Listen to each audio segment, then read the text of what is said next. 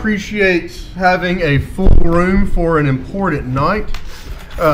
Welcome to the May 18th edition of your Goldsboro City Council, our regularly scheduled meeting.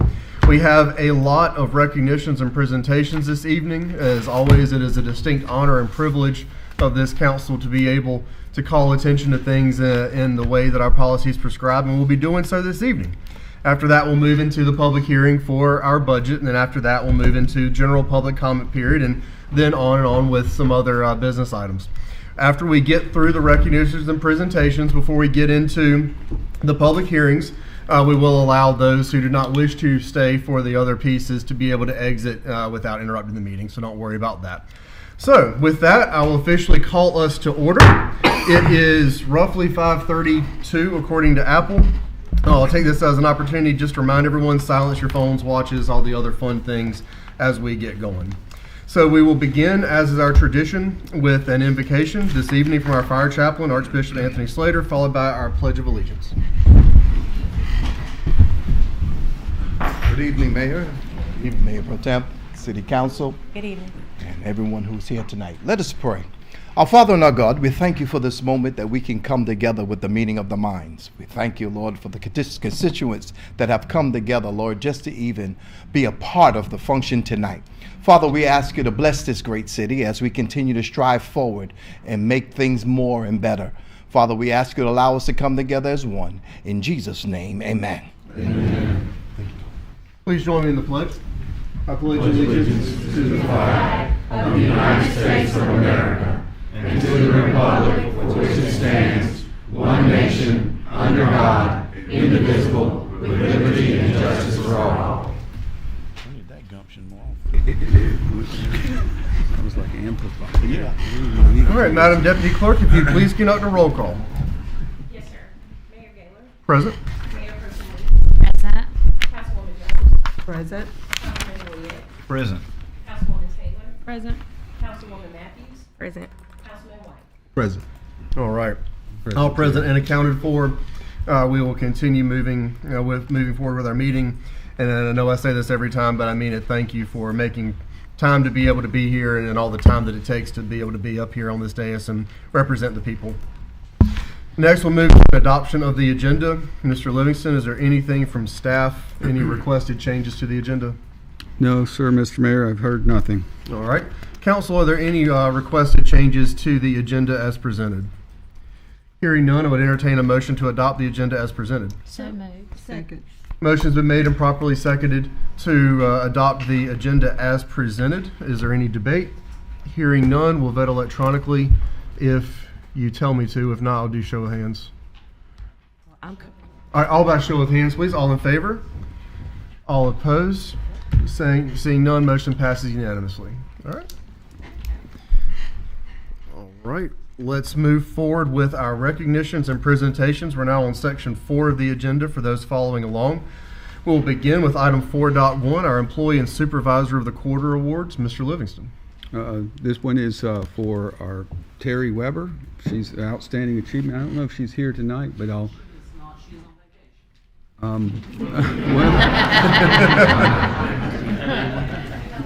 vacation. If it's okay, Mayor, I can read it here, or I can go down there, or we can give it to. How about we give it to Catherine? There you go. Accept on behalf. I All got. three of them right there. Okay. Thank you, sir.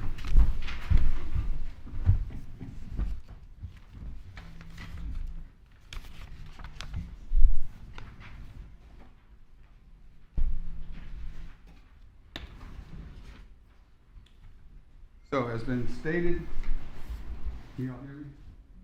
Okay. So, this is Employee of the Quarter Award, third quarter fiscal year 2025-26. It's been awarded to Terry Weber for outstanding achievement. Terry is a shining example of what it means to be an outstanding employee for the City of Goldsboro. She consistently demonstrates professionalism, integrity, and a calm, solutions-oriented approach in everything she does. No matter what the situation, Terry handles department challenges with grace and composure, creating a positive and productive environment for those around her. One of Terry's greatest strengths is her willingness to provide support across all areas of the city, of the Goldsboro team. She regularly goes out of her way to assist others, never hesitating to step in when help is needed. She does so with a positive attitude and a genuine smile, which not only makes her approachable, but also fosters strong collaboration across city departments. She is a standout example of her dedication in her assistance with budget-related matters. Recognizing the complexity of her work, Terry immediately took initiative and approached it with confidence and determination. What could have been an overwhelming and time-consuming responsibility was handled seamlessly due to her efforts. She went above and beyond expectations by carefully assisting with organizing, reviewing, and ensuring all necessary details were accurate and properly completed. Her work made the process straightforward and efficient, ultimately allowing for smooth and timely submittal. Her ability to take ownership of assisting with such critical tasks and helping to execute the task with precision speaks volumes about her reliability and expertise. Terry's strong work ethic, attention to detail, and commitment to excellence make her an invaluable member of the Goldsboro team.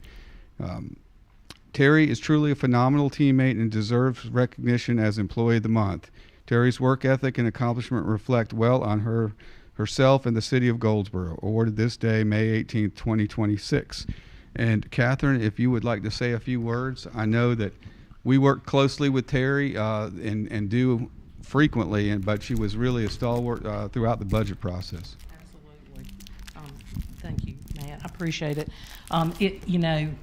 This award says everything about Terry. She's an excellent employee. I don't know what we would do without her in the finance department. I know that I rely on her very heavily, and I know all the departments do.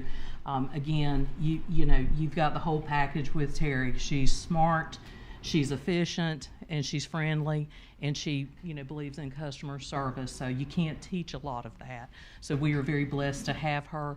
Our entire finance department, I mean, they're awesome people, and Terry is one shining example of that, and I am so thankful that she was recognized this quarter. So thank y'all very much. Thank you.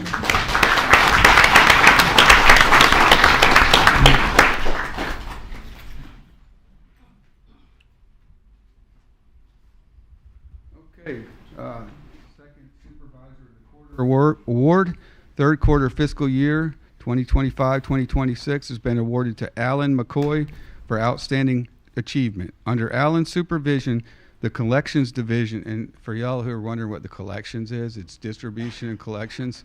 Some of you might not know that, of water and sewer, so that's just so you know. But under Alan's supervisions, the collection division completed 88 work orders in the month of January alone. He is always willing to come in and assist with sewer line issues and water issues as well. He takes great pride in his work and the overall well-being of the entire distribution and collections department. During a recent severe winter storm, Alan demonstrated exceptional leadership and professionalism by sacrificing his personal time to lead his crew through grueling conditions. Under his guidance, the team successfully repaired 5 different water line breaks in freezing temperatures in less than 2 days. His proactive management and technical expertise were critical in maintaining the city's water pressure, preventing unsafe water conditions for our citizens. Alan's dedication to public service and his ability to motivate his crew during a crisis perfectly exemplified the city of Goldsboro's commitment to customer focus and operational excellence. Alan's work ethic and accomplishment reflect well on himself and the city of Goldsboro, awarded this day, May 18, 2026. All right, we got Bert or Richard here. Which one? And Alan's here too. All right. Yay. Yeah, these guys really did a great job. They do all the time.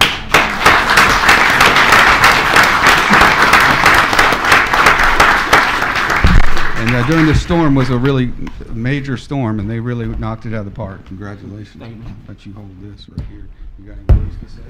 Thank you. I know Richard's got the mic. Okay. I just want to say thank you to Alan for all of his hard work. You know, what we do isn't glamorous by any stretch of the imagination. Like the manager said, most of y'all might not even know what the collections division is, but Alan does a great job keeping up and making sure everything runs smoothly and keeping the city rolling. So we just want to say thank you for all your hard work, and we're glad that you were able to get the recognition that you deserve. Thanks, Alan. I do like that. This is not about me. In 2 more years. This is not about me. It's about the guys that work under me. It would be, without them, it would be no me. So I give them all the credit. Okay? Thank you. All right. And to repeat what Alan said, Alan, we give you credit for leading the gentlemen and ladies and gentlemen through that storm, because without them and your leadership, we couldn't have got through those 5. And I mean, there was 4 in one day. Right. Okay, it's an astounding feat to do something like that in freezing temperatures.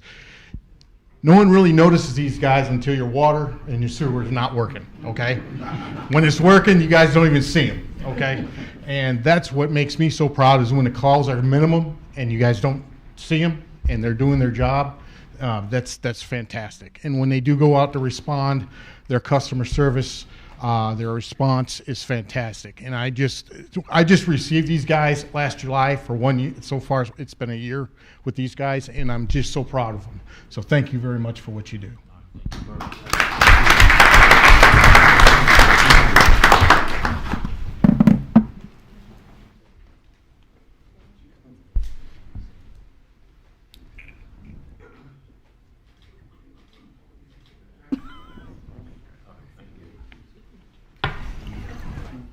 Or just slide so you look straight at it, just smile. You got you. It's a habit. Oh.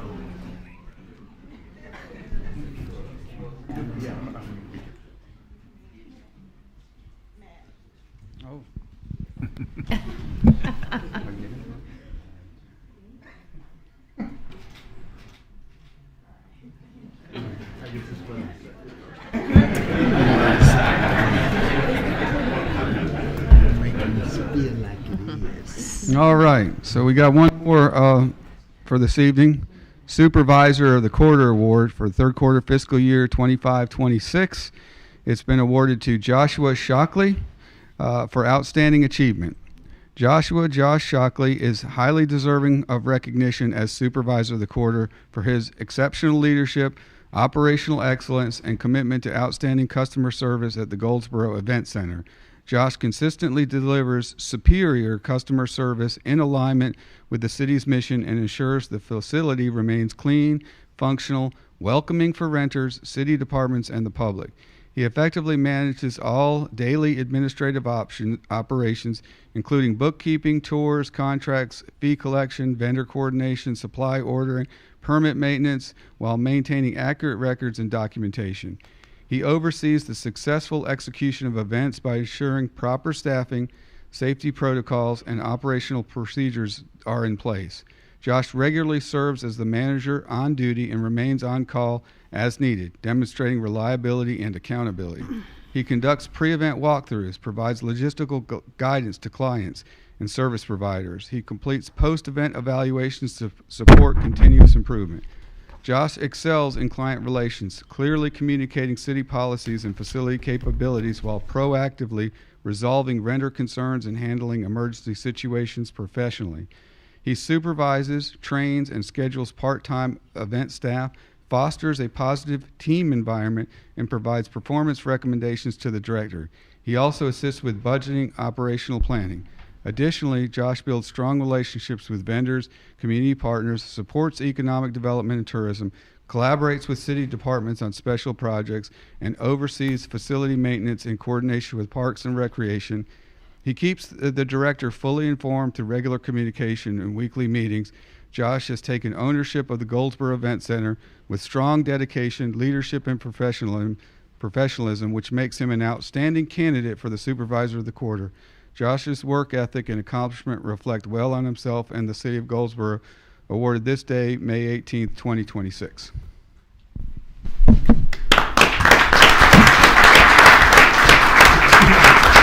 I will say I get emails regularly about Josh's excellent customer service skills and how people tell us that, or tell me that the event center is now being run better than it ever has been. We continue to try to invest in that, but really the investment comes from these guys, especially Josh, who's putting in his time and effort because he has a passion and love for it. He's going well and above and beyond just by using his time and even sometimes some of his materials to make things better there. So here you go, Josh. We greatly appreciate what you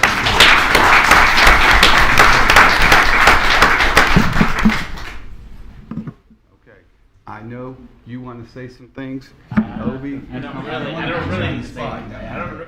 All I have to say, you can use the mic. I'm loud enough. I believe it was late 2001, early 2002. I cornered my man Adam here and said, "Give us the event center." Early 2002. I stole him from Parks and Rec, and he's taken it and ran ever since then. Makes my job easier. I think I've only worked one event since I hired him, and I didn't have to stay all night. So it's been a great thing for the golf course and the event center. Honestly, I think he should win it every quarter, but you can't do that. But thank you very much for getting him in. That's his second award, I think, in 2 years. 2 years. So hopefully there'll be a third one next quarter.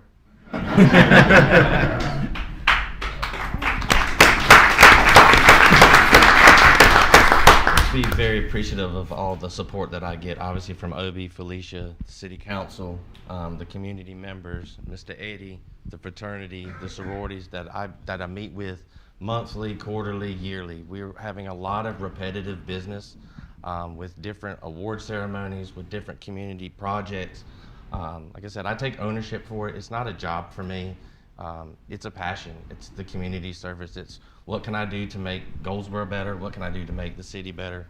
What can I do to make the event center better? So I appreciate the honor and the support from everybody. Thank you.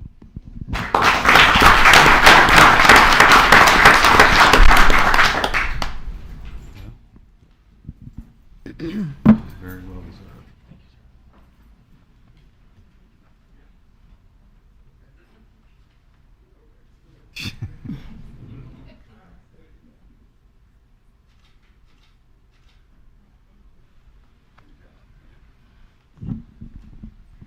Okay.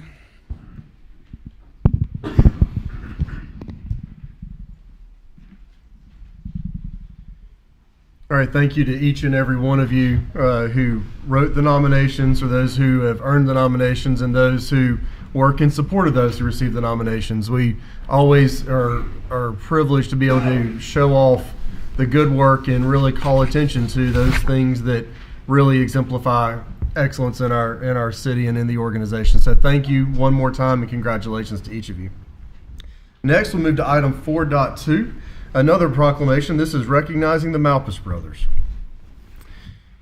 Malpass brothers recognition. This is a proclamation. The procedure for these, by the way, what we'll do is I will read it into the record, and then I will come down front, and those who are present who would like to actually receive it will do so. We'll give you the chance to speak if you would like to do so, and then of course we'll hold for a picture if that's okay.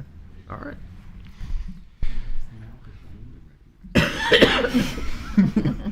You just got starstruck. Whereas the city of Goldsboro takes great pride in recognizing individuals whose talents, accomplishments, and dedication bring distinction and honor to our community. And whereas the Malpass brothers, Chris and Taylor Malpass, proudly hail from the city of Goldsboro and Wayne County and have represented the musical heritage of Eastern North Carolina on stages across the nation and around the world. And whereas through their authentic dedication to traditional country music, the Malpass brothers have earned national recognition for preserving and celebrating the classic sounds and storytelling that define America's country music tradition. And whereas the Malpass brothers have had the distinguished honor of performing on the legendary Grand Ole Opry, one of the most celebrated stages in country music history. And whereas their growing influence in the country music industry, hosting their own podcast and television program, further sharing their passion for classic country music with audiences everywhere. And whereas in recognition of their outstanding contributions to the preservation and promotion of country music, the Malpass brothers were recently inducted into the North America Country Music Association International Hall of Fame, a prestigious honor that celebrates artists who have made a lasting impact on the genre. And whereas the city of Goldsboro is honored to celebrate the Malpass brothers for their musical achievements and for proudly representing Goldsboro and Wayne County wherever their music takes them. And whereas we commend Chris and Taylor Malpass for their dedication to their craft and wish them continued success as they share the rich tradition of country music with audiences everywhere. Now therefore be it proclaimed that the Goldsboro City Council does hereby recognize and congratulate the Malpass brothers for their remarkable accomplishments in country music and for bringing pride and recognitions to the city of Goldsboro and Wayne County. In witness whereof, I have hereunto set my hand and affix the seal of the city of Goldsboro, this the 18th day of May 2026.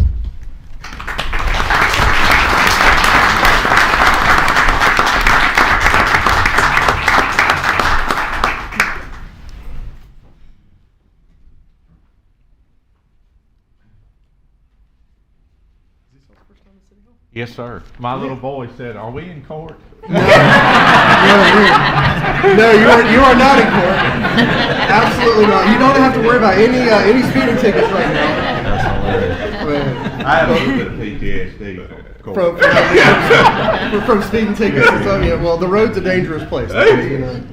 Well, here, we'll hold this, and then if y'all have anything that you'd like to say, of course, the opportunity. Sure, thank you.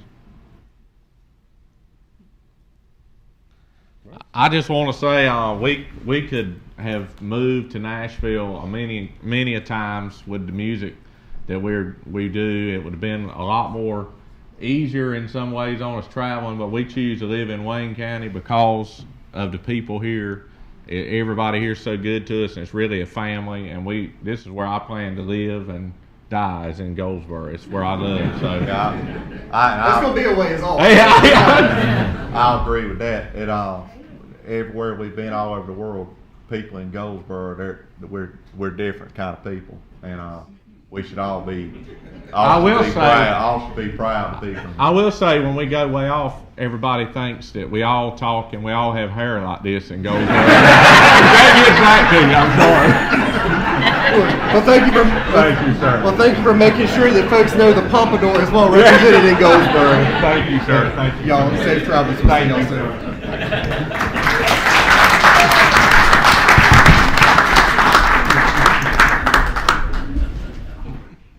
Wow, that's awesome. For somebody to sing something. Next, we'll move to item 4.3, another local legend. A proclamation honoring Mr. Jerry Johnson.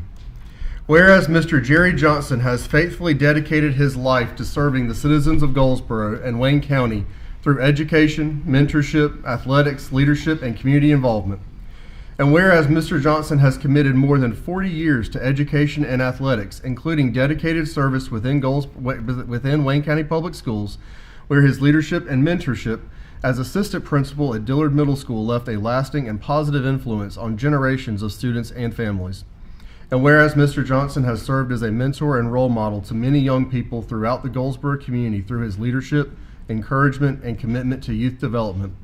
And whereas Mr. Johnson has contributed greatly to athletics in the Goldsboro community through decades of service as a respected athletic official and booking agent, demonstrating integrity, professionalism, and athletic leadership. And whereas Mr. Johnson's commitment to service, mentorship, scholarship, and community engagement has left a lasting and meaningful impact on the citizens of Goldsboro and Wayne County. And whereas Mr. Johnson has remained actively involved in community and educational initiatives, including the Jerry Johnson Aggie Baller Classic Scholarship Tournament, held just last month, or 1 week more than last month, which for more than a decade has supported and encouraged middle school boys and girls throughout the community.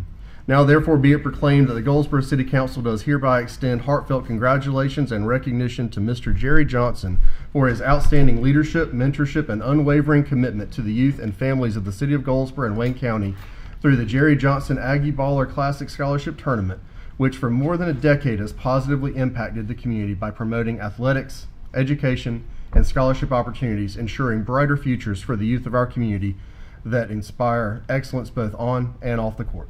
And witness whereof I have hereunto set my hand and affixed the seal of the city of Goldsboro, this the 18th day of May 2006. Mr. Johnson.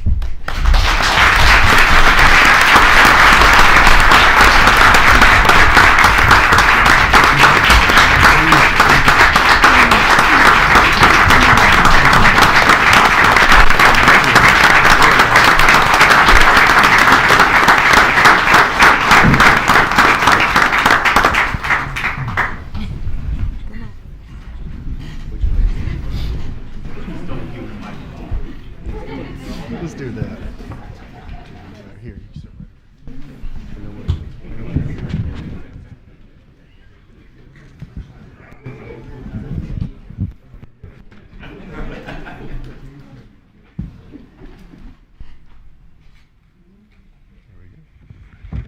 Oh, there you go.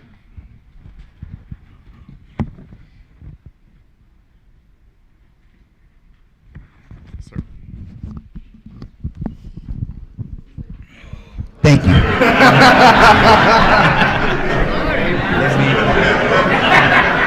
I saw me think twice right there, right? Let me first say thank you to the leadership and the representatives of Wayne County and Goldsboro. I'm not from Goldsboro, but I call it my home now on that.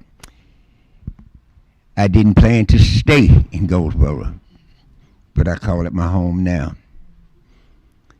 And as you said, I find that the people here are as fine as I've found anywhere.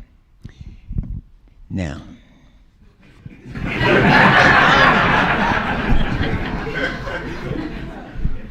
you know, it's often said that individuals pull themselves up by their own bootstraps. Nothing could be farther from the truth. If you try that, you see that doesn't work. Regardless of what you achieve or what you have accomplished, you stood on somebody's shoulders. And I have so many here tonight whose shoulders I've stood on to be where I am, who I am, what I am. I owe it to so many of you there in the audience, and I say thank you. Now, Ms. Alvarez, I'm going to recognize some people who came here on my behalf. I'm not going to be too long, okay? Because we don't know what you call long. First, I'd like to recognize my wife. I'm not going to ask you to stand in this situation. Just wave your hands. My wife. As one of our church members often asks me, says, where's your better 75%? Not your better half on that. Without her support, I wouldn't be at this spot. I'd also like to recognize my biological family. As I said, I'm not from Goldsboro, but my daughter and son-in-law travel from Raleigh. Wave your hand, Harold and Shannon. Okay? The best daughter that I have, and the best son-in-law that I have, because I only have one. Then I'd like to recognize my church family. First African Baptist Church, 802 Harris Street. FAB, say you wave your hand for your encouragement and your support. I thank you on that. And then I'd like to recognize my officiating family. I'm almost going to ask them to stand, but I'm not. All of those that are within my officiating family, raise your hand high. There we go. Thank you. And then I'd like to recognize my A&T State University alumni group. All of those Aggies, raise your hand. Oh my gracious. Okay, and I'd like to say a special thanks to our president, Alvin Ward. He's the reason for that. He's the one that came up with this idea. Never in my life had I thought about an award like this. Maybe in sports, maybe in education, but not in this. Thank you, Alvin. And then last but not least, my fraternity brothers, Alpha fraternity, the oldest Afro American fraternity in the nation. Raise your hands, brothers. Thank you. As I said, those are the shoulders that I've stood on. Those are the ones that lifted old Jerry Johnson up. And all of those Dillard middle school students, you were in that group, raise your hands and hold them up there. There we go. That's right. Thank you. Thank you. Thank you.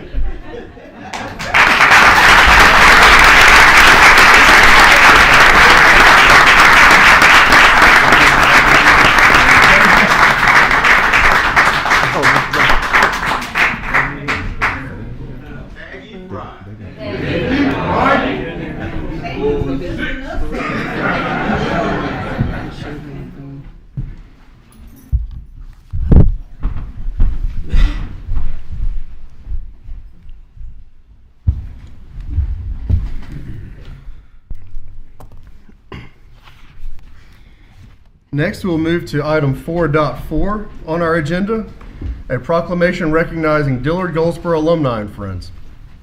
Whereas Dillard High School in Goldsboro, North Carolina was the outgrowth of a private school founded in 1866 for black students and has a rich history of providing education in the black community. And whereas the Dillard Goldsboro Alumni and Friends Incorporated is a nonprofit organization dedicated to preserving the legacy of Dillard High School and Goldsboro High School and providing educational opportunities for students in the community. And whereas the National Scholarship Committee of the Dillard Goldsboro Alumni and Friends Incorporated is responsible for selecting recipients and awarding scholarships to high school students in the community, providing them with the opportunity to pursue higher education and achieve their goals. And whereas the Dillard Goldsboro Alumni and Friends Incorporated is hosting their 71st annual homecoming during Memorial Day weekend from Thursday, May 21st, 2026 to Sunday, May 24th, 2026 to honor the history and achievements of Dillard High School and Goldsboro High School alumni. Now therefore be it proclaimed, the Goldsboro City Council does hereby affirm its support for Dillard Goldsboro Alumni and Friends Incorporated and their efforts to preserve the history and legacy of Dillard High and Goldsboro High. We commend their commitment to providing educational opportunities for students in the community and recognize their contributions to the betterment of our city. We urge all citizens to join us in celebrating the Memorial Day weekend of 2026 and to support the Dillard Goldsboro Alumni and Friends Incorporated in their endeavors to empower the next generation of leaders through education. And witness whereof I have hereunto set my hand and affixed the seal of the city of Goldsboro this the 18th day of May 2026.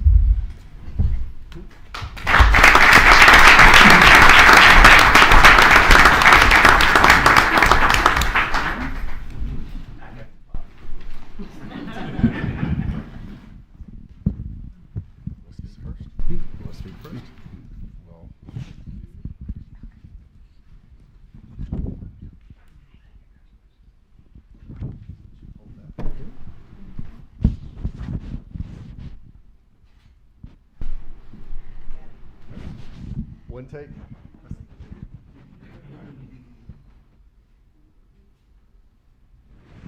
I'm not good. Welcome folks to the weekend. No, absolutely. Thank you to the council for your continued support. Thank you to this community for your continued support. I'm going to echo Coach Johnson and say that we're not here because of anything that those of us living today have done. We definitely stand on the shoulders of some amazing people who 71 years ago had the idea to preserve a legacy of fellowship, scholarship, and service. And I'm honored and touched to lead this organization. I'm a 71-year-old organization that means so much to this community and to the city. And again, I invite you all to this weekend, most importantly Thursday at 7 p.m. at Dillard Middle School, where we'll hopefully be awarding another record amount of scholarships to a record number of students. So I encourage you all to come out and support that program and definitely see us in the parade on Saturday morning at 10 o'clock. Again, to this community, to this council, just to everyone, thank you so much for continuing to support Dillard Goldsboro Alumni Friends. It really means a lot to us to always be able to come back home and know that this remains home and our community still supports us. So thank you guys so much, and we will see you this weekend.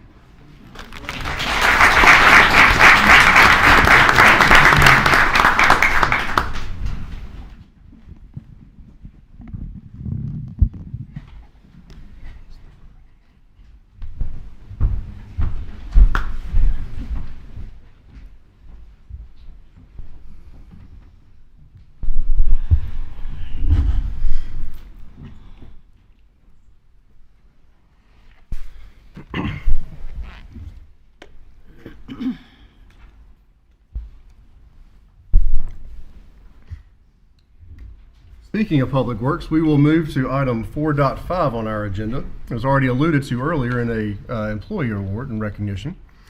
Now we'll do a National Public Works Week proclamation. Whereas the employees and professionals who serve in Public Works provide essential services that support the daily lives of the residents and businesses of Goldsboro. And whereas Public Works professionals in the city of Goldsboro focus on infrastructure, facilities, and services that are vital to maintaining a safe, sustainable, and resilient community, and to protecting the public health, quality of life, and well-being of our residents. And whereas these essential services could not be provided without the dedicated efforts of the Public Works professionals, including engineers, managers, operators, technicians, and employees at all levels who are responsible for maintaining and improving the city's streets, stormwater systems, water distribution and treatment systems, wastewater collection and treatment systems, public buildings, sanitation services, and other facilities essential to daily life in Goldsboro. And whereas 2026 marks the 66th annual National Public Works Week sponsored by the American Public Works Association and the Canadian Public Works Association. And whereas it is in the public interest for our residents, civic leaders, and youth of Goldsboro to gain knowledge of and maintain an ongoing interest and understanding of the importance of public works and public works programs within our community. Now therefore be it proclaimed that the Goldsboro City Council does hereby designate the week of May 17th through the 23rd, 2026 as National Public Works Week and encourage all residents to recognize and thank the dedicated public works professionals who contribute to the safety, health, and well-being of our community every day. A witness whereof I have hereunto set my hand and affix the seal of the city of Goldsboro, North Carolina, this the 18th day of May 2026. Mr. Livingston, who would you like to respond? Jamie.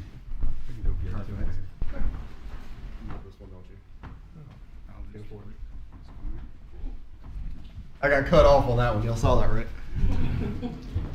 Not really, Mayor. You do it better than me. Okay, so again, good evening. It is my honor to give this presentation to you guys because a lot of the work they do is very thankless because every day they're dealing with operations in the field, and it could be whether it's cleaning the ditch or mowing the lawn or taking care of our roads and all those other important things that sometimes get overlooked. They're out there working every day, and especially when in the heat of the moment, whether we've got an emergency going on, our public works crews out there, maybe clearing the streets for our public safety folks. It's very much a team effort around here, and I just want to say thank you to both of you guys. And these guys are outstanding leaders in their field and for this department. So I'm very proud that they're leading the public works team. And this is Jamie, and I'll let Gilbert, Todd, and let y'all kind of say a few words if you want to. Well, every day I'm proud to go to work. I work with a lot of great men and women who put the citizens first. And every day we do things you measure. How many yards of concrete or how many feet of pipe we clean, or physical tasks every day. And so we have something we can be proud of. And so we're always battling for the budget. We want new stuff and more trucks and more of everything, but it's just every day we have a determination to do all we can. Yeah, and I'll just piggyback on that to the mayor and council. Thank you for the recognition. The men and women back at Public Works, they do a lot of good work, and sometimes they don't get recognized. And so this really means a lot. And to the community, thank you guys for supporting us, for slowing down, getting out of the way when you see us in the street. But this work takes place a lot of times behind the scenes. One thing that I can say for the men and women at Public Works, they really take pride in what they do, and so to have this honor is I really appreciate it.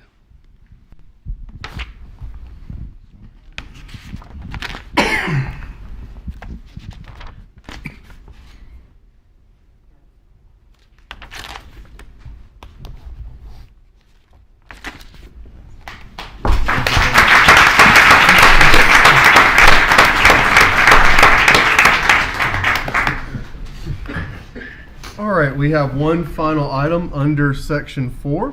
It is a retirement resolution for Mr. James Wells.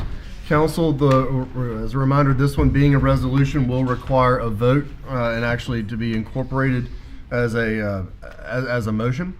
And so what I will do is I will read the resolution. If it is approved as presented, I would request a motion to approve and then a second and then ultimately a vote to do so. So with that, we'll move to Resolution 2026-42. Resolution expressing appreciation for services rendered by James Wells as an employee of the City of Goldsboro for more than 31 years. Whereas James Wells retires on June 1st, 2026 as a utility systems senior heavy equipment operator with more than 31 years of service with the City of Goldsboro. And whereas James began his career on November 21st, 1994 as a laborer 2 with the General Services Streets and Storm Sewers Department, which today is part of the Public Works Department. And whereas on March 7, 2001, James transitioned into the position of Motor Equipment Operator 1 and assumed the duties and responsibilities associated with the role. And whereas on January 1st, 2016, James transitioned into the position of Utility System Operator and assumed the duties and responsibilities associated with that role. And whereas on July 1st, 2021, James' position title was reclassified from Utility Systems Operator to Utility Systems Senior Heavy Equipment Operator, and he continued to serve with dedication in that capacity until his retirement. And whereas James has demonstrated exceptional dedication and efficiency in his service, earning the respect and admiration of his colleagues and the citizens of the City of Goldsboro. And whereas the Mayor and City Council of the City of Goldsboro are desirous on behalf of themselves, city employees, and the citizens of the City of Goldsboro of expressing to James Wells their deep appreciation and gratitude for the service rendered by him to the city over the years. Now therefore be it resolved by the Mayor and City Council of the City of Goldsboro, North Carolina, that we express to James Wells our very best wishes for success, happiness, prosperity, and good health in his future endeavors. This resolution shall be incorporated into the official minutes of the City of Goldsboro and shall be in full force and effect from and after this 18th day of May 2026. Council, if it's the will of council, I'd entertain a motion to adopt the resolution as presented. So moved. All right. Motion's been made by Pro Tem, seconded by Councilman. All right. Ms. Reese, you have that one? Perfect. All right. Motion made, properly seconded. Is there any debate on that? Hearing none, we'll call the vote. Please vote electronically if possible. Madam Deputy Clerk, please let me know. All right. All votes having been tallied, motion passes. Resolution is adopted. Mr. Livingston, is there a presentation to be made this evening? I don't think he's here, so. He was not able to be present this evening. We certainly extend our well wishes. Please, we will deliver this to him in person, but I know that he has folks that are watching, so He's once already again, thank you. retired. He's enjoying retirement. Well, exactly. I get it. But we'll get it to him. But want to make sure that he is properly He's earned it, though. recognized. Absolutely. 31 years. Folks, that concludes section 4 of our agenda, the recognitions and presentations. We certainly encourage anyone to stay for public hearings for the annual operating budget and other business items. However, if you would like to exit, we'll pause for just a second and let everyone do so.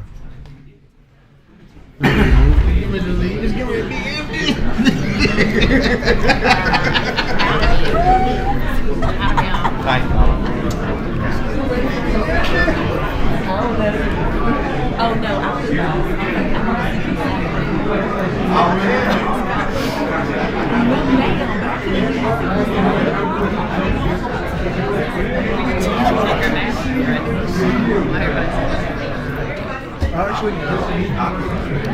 Council, hey, council, so y'all can hear me.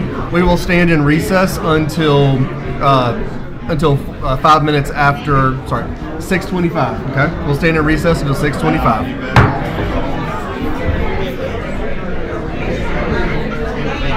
Yeah, I'm glad you said that.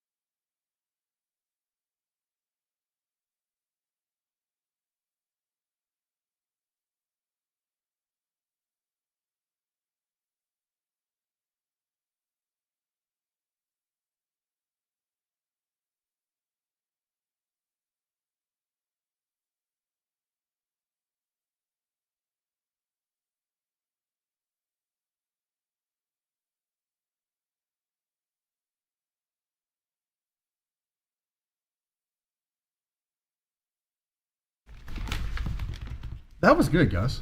Thank y'all for bringing these things forward. There's a lot of things that need recognition in this community, and the way that we do them is by doing our best to communicate amongst ourselves and with our constituents, and to see those things and to catch those things. And so I appreciate the work of this council and the help of this council, making sure that we do as much as we can within reason. It's a privilege to be in these chairs.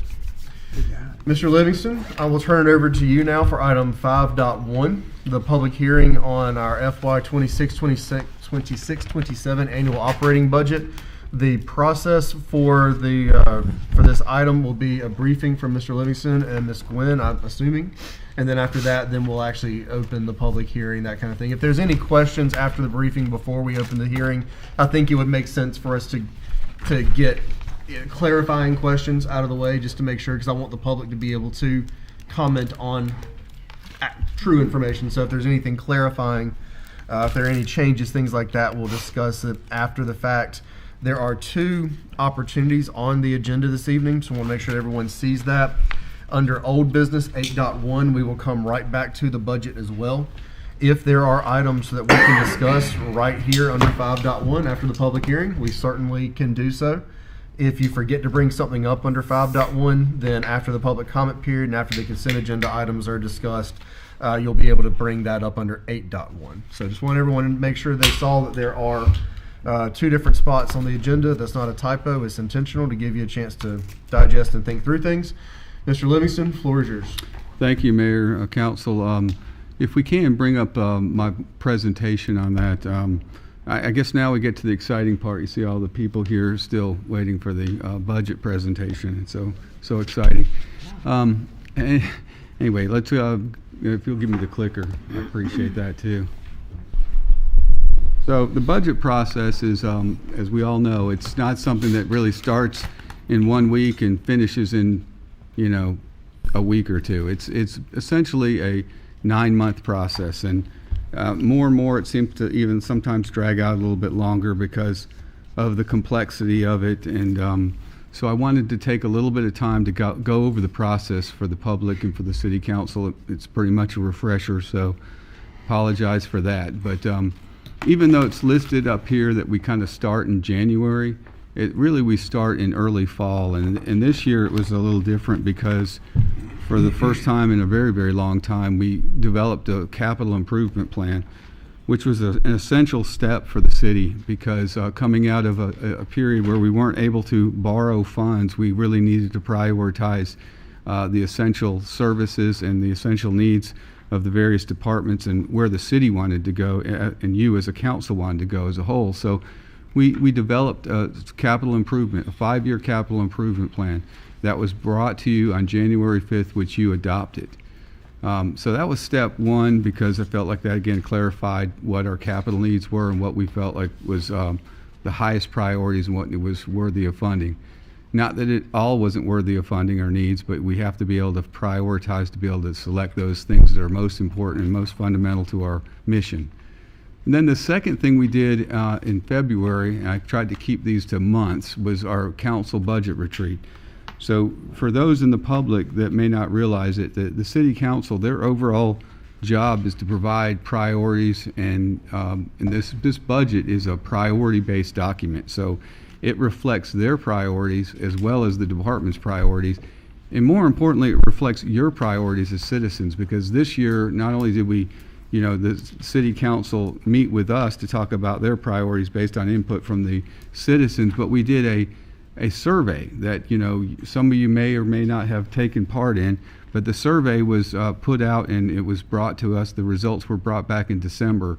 And that also kind of, I guess it provided a little bit of baseline or framework for the city council to kind of say, hey, we need to address things. For example, streets was one of the top priority. It was the top priority within the survey. Ironically enough, that was also the top priority of the city council. So when I saw that, I was like, well, that's good news, because the city council and you as citizens are aligned well with that, and you recognize that that's a major need. So that is a thing that we will be addressing, or we have addressed in this budget. So in March, we move on after the retreat, and that retreat sets all those major priorities, which basically was public safety and infrastructure improvements, including streets, and economic development, those and jobs, and just a lot of different things were priorities. But there were several priorities, but that we probably had a list of about 10 or 12. Then in March, we had the department budget meetings, and this is where, after guidance that we're sending out to the department heads, they come back with their budget requests. We meet with the finance department, and we also meet with the budget committee and go over the budget requests. We have a budget committee here that basically looks at it and provides high-level guidance to us as far as, okay, does this line up with the core values of the city? What is the issue with this, or what do we want to see done here? They help us provide that guidance. Then in April, we go to preparing and balancing a manager's recommended budget. In May, we also do the official submittal of the budget. So we were on schedule this year, and we've done that, and that budget has been out in the public for public consumption. And tonight, we're having the public hearing on May at the 18th. And so we'll also determine after tonight's public hearing what we feel like we need to do next. Obviously, one of the things we have to do is adopt a budget by the end of this fiscal year, or we'd be like the state government or the federal government and do continuing resolutions. I don't think that's necessary. I think we can do better than that. Okay, so budget inputs and directives. I kind of jumped the gun on this, but I won't spend a lot of time here. But this community survey was really important to us. This was a new priority. It's something we plan to do at least biannually. I talked enough about the 5-year capital improvement plan. Council directives and priorities is determined by the budget retreat. The last one on here that I didn't really touch on is as a local government, sometimes things get shoved down our throats, for lack of a better term, and we have to deal with these unfunded mandates from time to time. Things like the federal government's lead and copper rule, which we're finishing that project up. But those were things that we didn't get fully grant funded to pay for. The PFAS and PFOS, are also known as forever chemicals. Those things we're going to have to comply with unless the rule changes, and they cost millions of dollars. We get grant funding for these things, but it doesn't cover everything, and there's always several $1 million that we have to come up with as part of these unfunded mandates. And the last thing I want to mention on there was new to this year, and quite frankly, I really have some heartburn over, was this 2.4% surcharge on the city payroll. And for the voters and citizens out there, what this is we are under the state health care plan, which is a good plan, and we're happy to be in the plan, but it's been running into some financial, I would say, challenges. And so the state decided in their wisdom that they wanted to help offset those costs. So they just randomly decided they'd do a 2.4% surcharge on all the entire payroll, not just those that are on the state health care plan. Not all of us in the city of Goldsboro are on the state health care plan. So that cost us some money. These were unanticipated things that we had to adjust to. We're still working on how to deal with that, but it's funded in the budget because we had to. And we weren't going to be given a choice, and the state just basically has that ability to tell us what to do from time to time, as does the federal government as well. So what are some of the budget challenges? This year, we were blessed to have some growth, but I will say that it's modest revenue growth, and it's sort of challenged with it mirrors what people are dealing with in their own lives. While they may see some revenue growth if they're fortunate in their household, it's kind of offset a lot of times by these economic inflationary pressures. So that is a challenge for us as well. We have significant infrastructure and capital needs. The one thing that we are doing is addressing the roads. We had a pavement condition rating or study index that indicated that a lot of our roads were below where they needed to be in terms of maintenance. So there was approximately $50 million, as I recall, in road paving needs. So this is going to be a long-term challenge for the city to continue to fund those road improvements.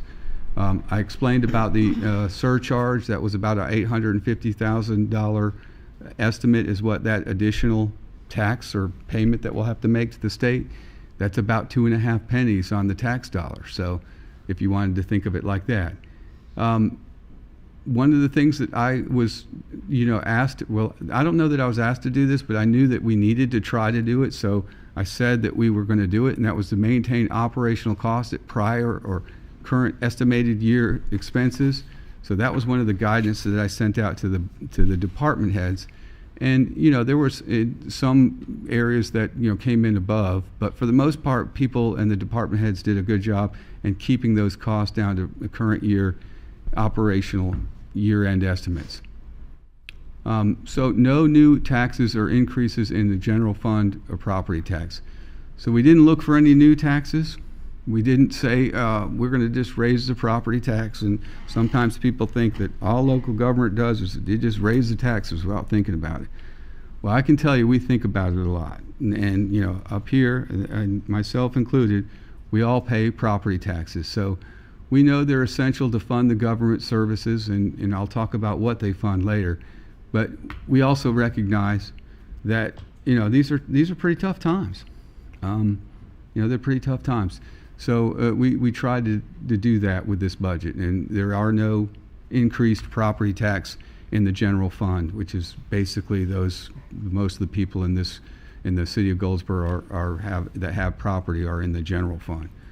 No new positions, no full-time new positions, and there were several requested. We didn't authorize those. So a little bit diving into the numbers here, and I think you can see this pretty well. The general fund is our largest fund.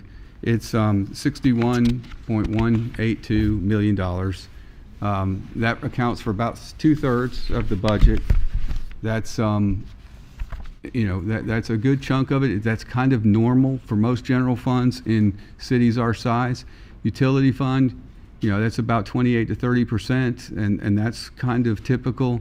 Those two funds are the most important funds. I say that because, not just because the largest amount of money resides in those, but because they provide the most important services. I would say that the general fund in particular funds all government activities such as police, fire, public works that we talked about, all those major departments.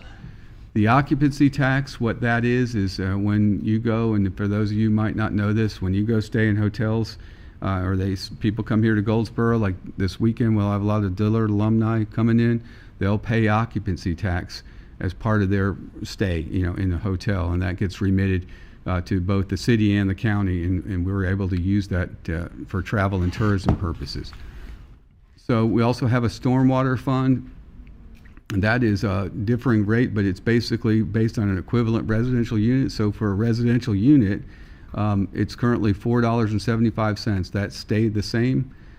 We used that to mitigate flooding within the city, and we've done a lot of great work, I think, in our stormwater fund to mitigate flooding. So you're not seeing the issues that we've had in the past, and we're always investigating in our stormwater program ways that we can not just educate people, but we can improve the stormwater conditions within the city through repairs or added new stormwater facilities. And we also manage when new growth comes in, that those stormwater improvements be made are not just made in conjunction with our regulations, but maybe offset some of the issues that we have elsewhere in the city and help with the stormwater issues over time.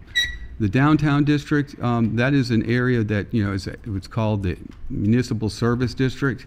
So that's it's a small area within the downtown that is an extra layer of taxes on there designed to fund additional services in the downtown area, or maybe specific improvements or incentives to those that are in the downtown area. It's a relatively small fund, but it's very impactful in that the downtown is the heart of our city, and it is the top listed item as far as on that citizen survey that people find out about Goldsboro. What do they think about Goldsboro? Well, they think about the downtown. They rate that as the best. So we ought to recognize that as our shining jewel, and we want to keep it shining. And so that's the downtown helps us. The downtown district, the MSD fund helps us do that. The other ones are smaller ones, and I'm not going to get into the details of those. We just sometimes by statute are kept those up, internal service funds that we use. But the entire budget is $103.2 million budget. And that's about, you can see there, it's a little bit around $10 million increase. And you might think, well, that's a 9% increase, that's a lot of increase. But it's not that much because what we did is we set aside roughly that same amount, that difference amount, for capital needs. For the so we actually, the city council said, we're going to take some of our fund balance because we have a more adequate fund balance now, and we're going to address that capital improvement plan by funding things, not just like the roads, but also equipment, vehicles, fixing and repairing things that are important to the city. So that was a deliberate. If you took that out, we'd have basically a flat budget, or very close to a flat budget, just growing maybe in line with what the consumer price increase is, which is around 3% or a little bit over now. So this is what that looks like in a pie chart form for whatever that's worth. It just shows you that utility fund in the general fund, again, funded mostly by tax dollars, property tax dollars, and also sales tax dollars. That's what that looks like. So this is expenditure summary. And so it's important to think about what our city spends the money on. I'm sure that those of you that are taxpayers or citizens in general want to know what they're spending on, their hard-earned tax dollars on. But just like any organization, I've always said that the most important is your personnel. So salaries and benefits are 48% of our total pie, and that's kind of normal with most organizations, I would say, even in the private sector. But that's what that is. Salary and benefits, they're the ones that get out and do the work every day, whether it's police, fire, public works, parks and recreation. We're a full service city. Operating expenses, that's about 25%, so that's a significant portion as well. And the other things are capital outlay at 11% and debt at 9%. So that's just an interesting graphic to me. I think it's pretty well balanced in terms of our operating expenditures, and shows nothing that is out of whack, pretty much normal throughout the, if you compare cities our size or what, what they're spending their salaries and benefits or operating costs, their debt, we wouldn't want our debt to be like 30% or something like that. So it's a low debt percentage number. General fund revenue. So general fund revenue, again, this is the revenue that goes mostly from our property tax and sales tax. There's three sources of revenue that I think are the most important, starting with our property tax. And our property tax revenue is about $28.48 million. That accounts for 42% of our revenue. And just so you know, that 42% of our revenue and just that 28.48, you're saying, what does that property tax fund in the city of Goldsboro? Well, if you take a look at what our public safety expenditures are, which I'm going to show you in the next slide, it's right at 29%. So it's roughly $1 million more just from our property tax just to fund our police and fire. So the property tax just fund two departments, large departments in the city, but nevertheless, only two departments, that's police and fire. So where does the other funding come from to fund things like parks and recreation, finance, planning, administration? Well, it comes from other fees like sales tax revenue and things like that. Charges for other services, which become increasingly important these days. But if you look at these slices of this pie, you can see that, charges for services, they don't amount for a whole lot. It's not insignificant, 10% of our revenue stream. So, in the aggregate, it's not insignificant, but it's not nearly as significant as, say, your revenue from other agencies or tax revenues.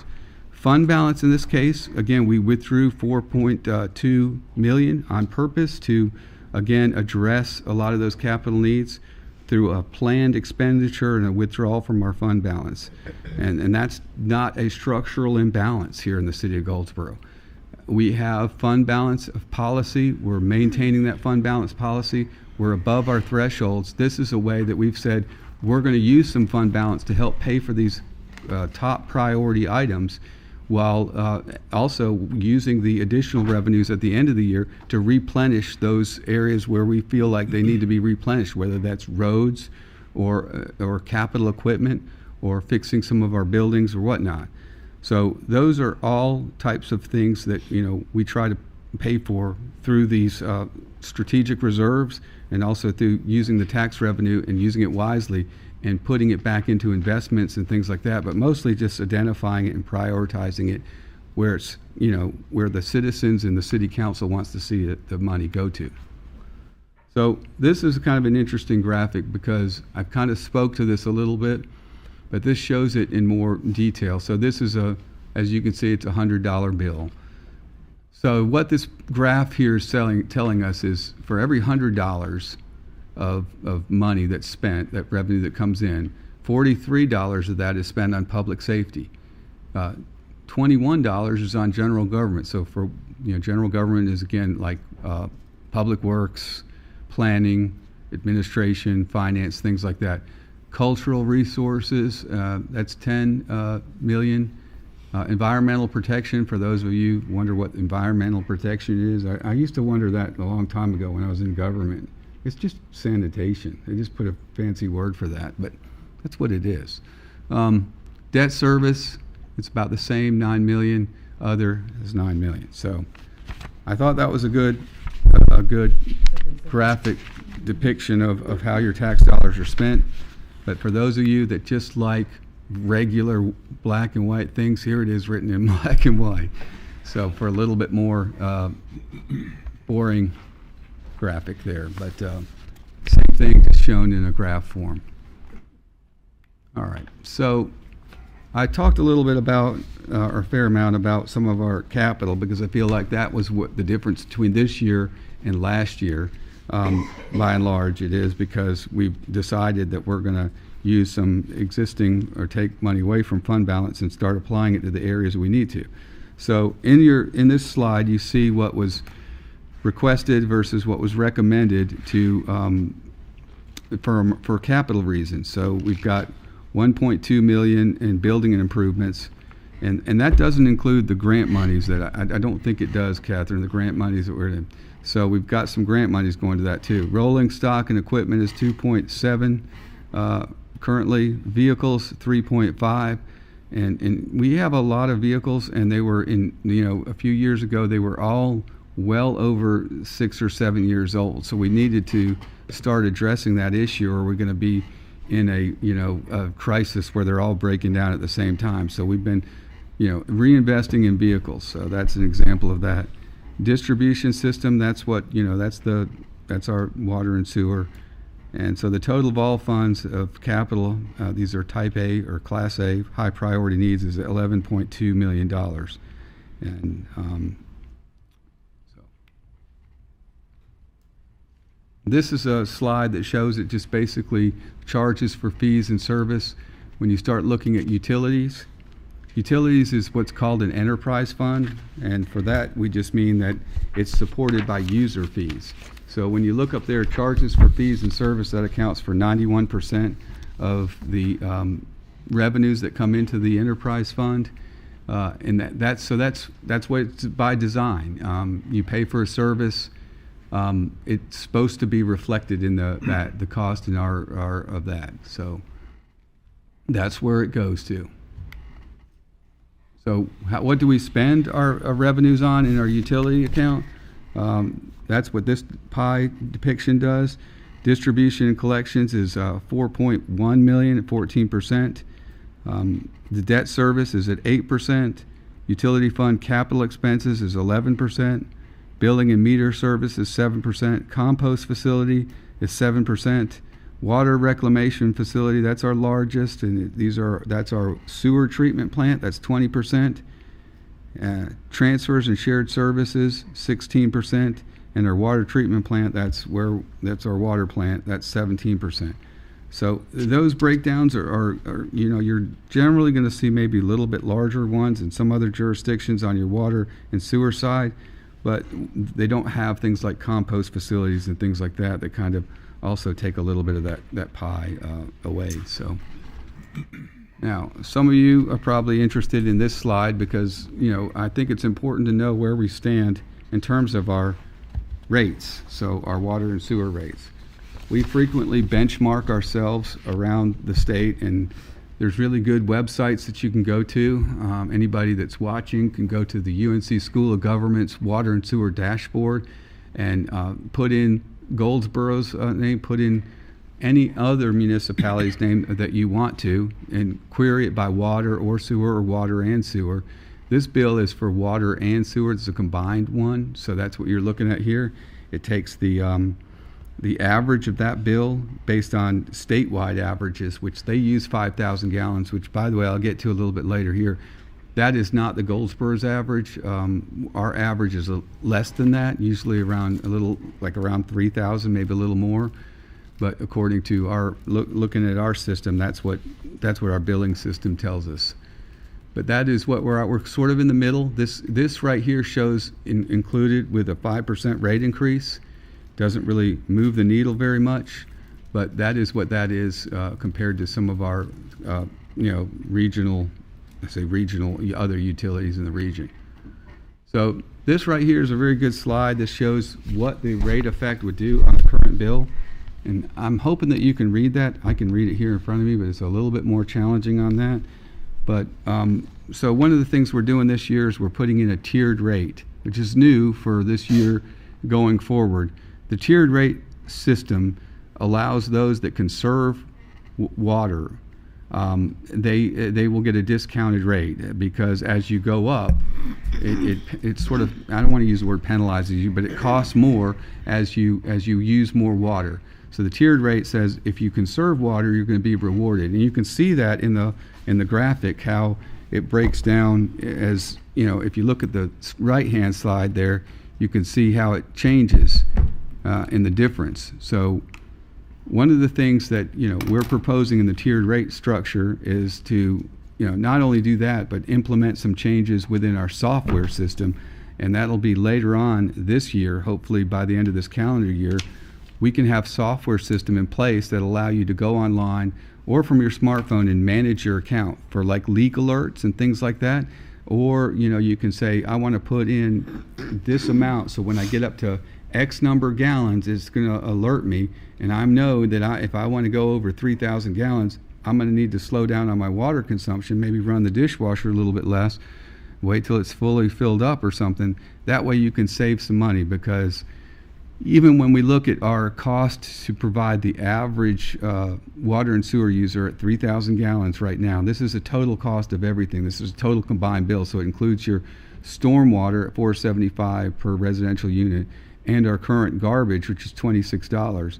The average consumer, water and sewer, pays $94.10. With the tiered rate proposal and a $2 increase in garbage, which I'm going to talk about, it was proposed to be $4, but I think we can get by with $2, and I really kind of trying to recognize that these are hard times that people are in. It's $95.25, and that's an increase of $1.15 a month, which I think is doable. And we have to look at increases too, so that we can cover our costs as these inflationary pressures hit us really hard. So that's I'm sure a graphic that we're going to want to come back to, but that's the sweet spot in there, is that 3,000 gallons, and it does happen to be that 60% of our customers are in that range. So that is the majority of our customers. So we feel like the tiered rate system, and this is something the council wanted us to do, is going to have a positive effect on helping people that are on fixed incomes, or people that just choose they're going to try to conserve water. Alternatively, if you're not into conserving water and you want to use a lot of water, well, that's fine. You're going to just pay a little bit more for it, simply because that's the way it's structured. So that's the tiered rate. I don't know if I did such a great job explaining it, but here's a kind of a breakdown of what our customer base looks like. You see the yellow, that's over 3,000 gallons. That's 5,148 accounts. We have quite a few also that are less than, I think that's 2,800 looking at that. That's 22% there. So we have an interesting breakdown there. So that shows us that the tiered rate will actually be effective in terms of our base there. Keep going. Can y'all still see that one okay if we borrow this one? So what does this budget accomplish? Well, as I said before, it maintains the current general fund property tax rate, creates an annual spending plan and policy that prioritizes city spending based on citizen input, council directives, and department head needs, funds all level A high priority essential capital needs, creates greater equity by establishing tiered utility rates, which I discussed just a minute ago, directs significant funds towards infrastructure and handles mandated items like new streets resurfacing program at approximately $3.2 million. And one thing that we did in a previous, I think the last budget year, which is very, very important, we've taken what funds a lot of this, which is the Powell bill.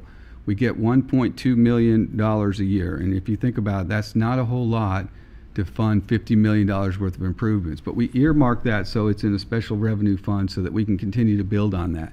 And you can also take some of your undesignated fund balance that you put in one of your buckets, your street bucket, and put that towards it and start building that amount for streets up if you want to. This budget invests in capital equipment for essential services, that allows us to expand or improve upon where needed.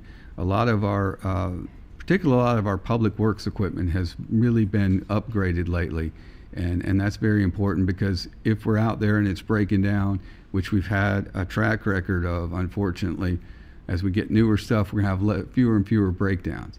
Also, it's something in keeping with what we did this current year is we have a council contingency line item of $50,000 for any unanticipated or unexpected council needs. So one of the things that we are requesting here is the reinstating the MSD rate. This is that municipal service district that I talked about that funds downtown improvements.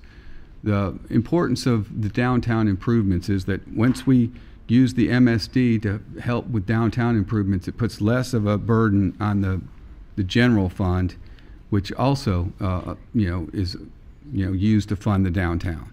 So over and above what the general fund can do, the MSD allows things like additional services, for example, maintenance, grants to go back to businesses downtown. For example, one of them here is facade grants, improving street level aesthetics. You're seeing that happen now.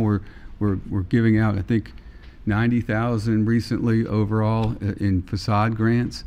The priority one is also fire suppression design fees, rehabilitating existing structures. On Walnut Street, you see their vacant to vibrant program for economic redevelopment.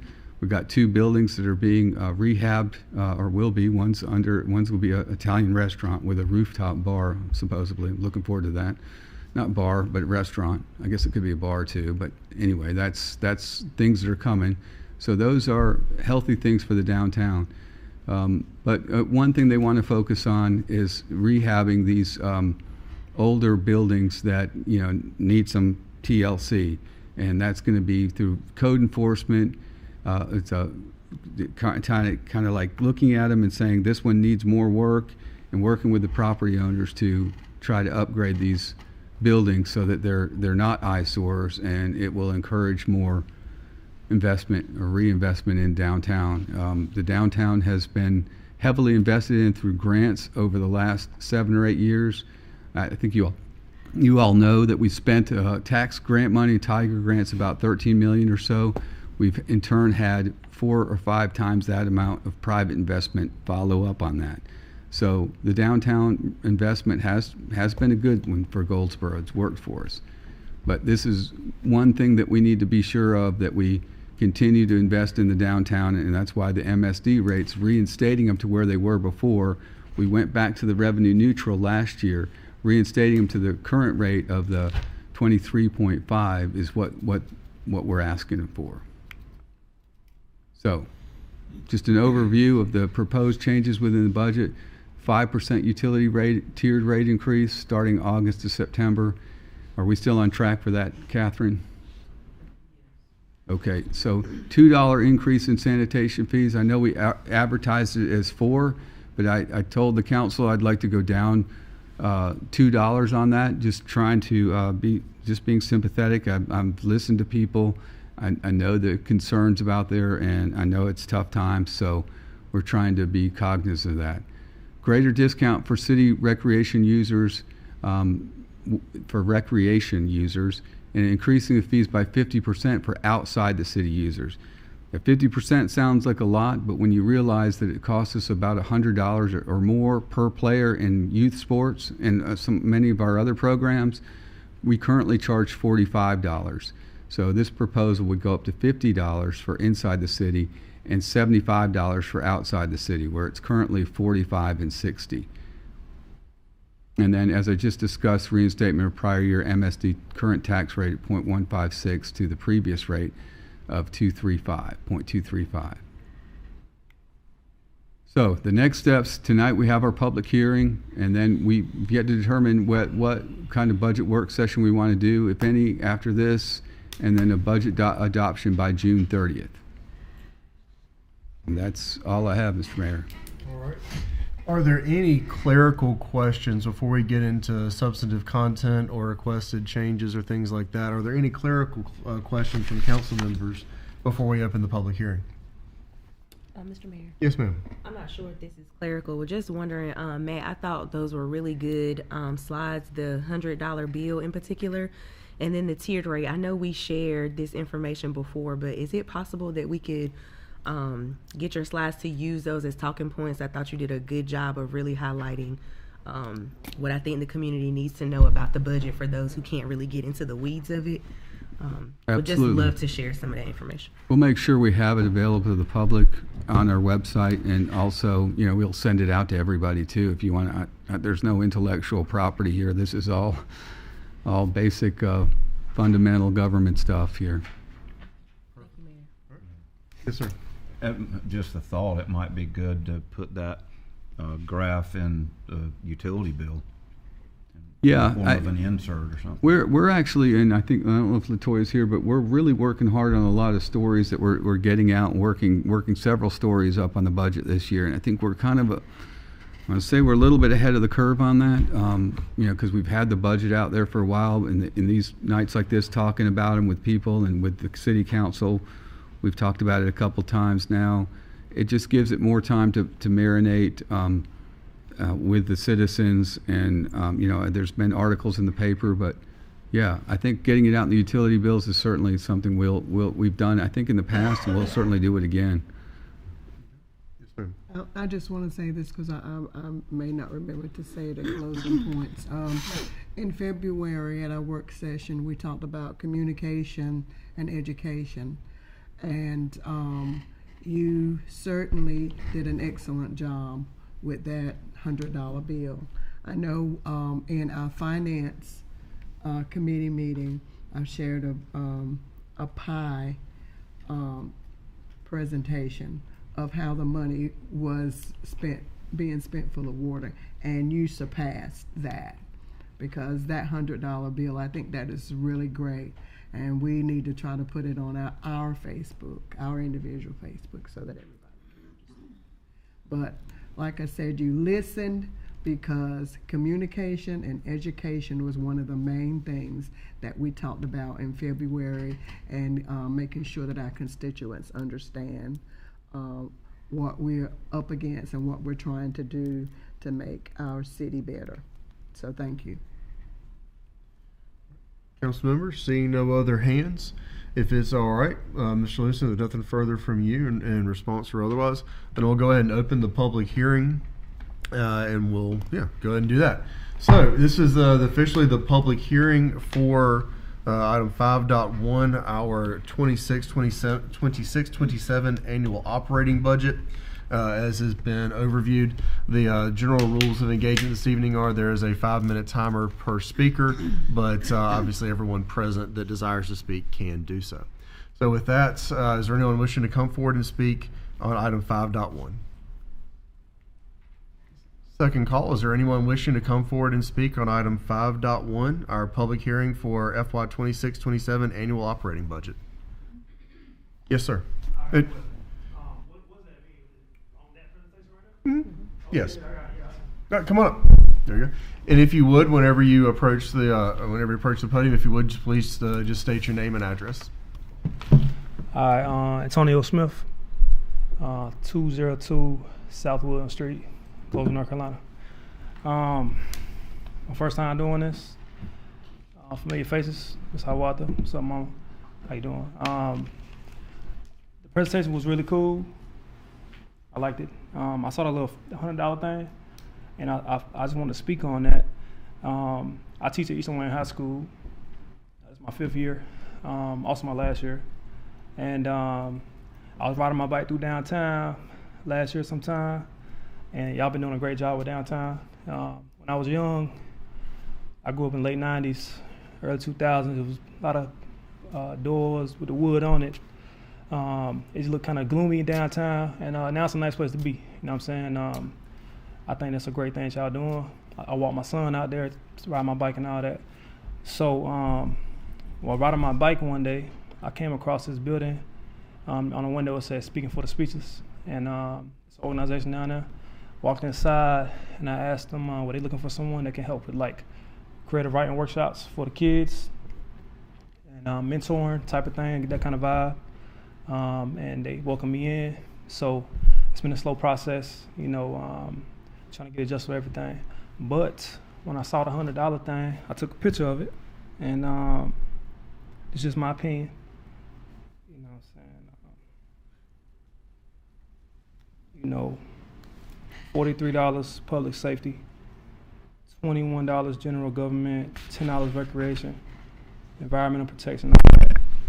I was trying to figure out where does like teaching the youth fall into that department, and helping them providing them with good examples. And so I thought about like culture. I don't want to call it recreation because it's really not recreation, but I feel like it might be viewed that way. Public safety, I think that's a huge thing when it comes to the kids, because like y'all know a lot of kids being murdered. Kid the other day, my first year teaching, he was a senior. I saw him 3 times, athlete. He got murdered the other day, Xavier. And I feel like, in my personal opinion, if you take, let's say you took $3 off the public safety, and you put like $3 into the culture aspect of things, even with the environmental protection, you know, you got less people, less fear. You got less fear. Then that's better for the environment. You know what I'm saying? So if you take $3 off the safety and move it down that way, I feel like that might can help, you know, with people who want to. I know a dude in the gym I met the other day. He worked in Planet Fitness. He was like, yo, I just got my mental health license. I'm independent. If you know anybody in the school system or any kids that's looking at it or parents, let me know. And I was like, I got you. You know what I'm saying? I make music on the side. And so like I got a decent following with that. And I also coach basketball. And so I'm like, okay, I got to next. But this is not enough. You know what I'm saying? Like, the org I'm helping out, I ain't looking for no money. I ain't tripping. I enjoy it. I like writing. It's a good vibe. You see I got tats. I like writing. It's all on my face. But I feel like if y'all would consider, especially if y'all put that $100 out on Facebook, and everybody see that, I already know how they're going to think. They're going to think, that's a lot of money over here. It's a little bit of money over here. If y'all just consider it for the budget, even $1, I feel like that can go a long way, because, you know, when people go out and they do things and they put their time into it, it just feels good when you lead in the youth to come home and, you know, feel like you're valued. You know what I'm saying? Just feel good. Like even with teachers, y'all know teachers won't make that much money. You know what I'm saying? It's whatever. Won't make that much money. It just feel good. Like, you know, find out we get a raise or something. That's what's up. So I just want to say, I like the $100 thing, Mr. Livingston. And I feel like when y'all come together and talk about everything, you know, just think about it a little bit. Because police are important. I got 30 more seconds. We grew up in the projects. We grew up in West Haven. I remember we used to go outside, firemen come up, we run around the sprinklers. That was fun, good memories.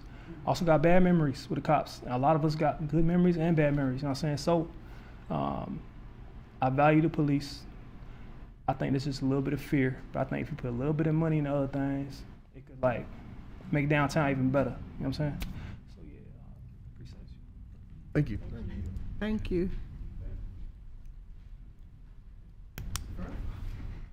Is there anyone else wishing to come forward and speak on item 5.1, our 26-27 annual operating budget? We'll do this as I guess now will be fourth, but we'll do a final call for the public hearing on our FY 26-27 annual operating budget. Anyone else to come forward and speak? All right, seeing none, I will close the public hearing. Council, are there any, while we're here, and again, we can bring this up at 8.1 as well, but are there any specific points that we want to discuss right now? I know a lot of work has gone into this budget. There's been multiple exchanges with council members, meeting with the manager, and putting time in that way. Of course, we've had our retreat, we had our work session, we've had this brought before council at least once prior to tonight, and of course tonight as well. So I don't think it's new necessarily to anyone, and I'm not going to put everybody on the spot. But if there are council comments, certainly would be able to entertain them now. All right, hearing none, we will move to section 6 of our agenda, which is our public comment period. If you would, Ms. Reese, if you would please gather the clipboard. If anyone, I realize there was a lot going on when we first got going this evening. If anyone did not get to sign up for the public comment period that intended to approach the deputy clerk, if you would. Otherwise, Ms. Reese, who's our first speaker? Our first speaker is Ms. Nancy Fallon.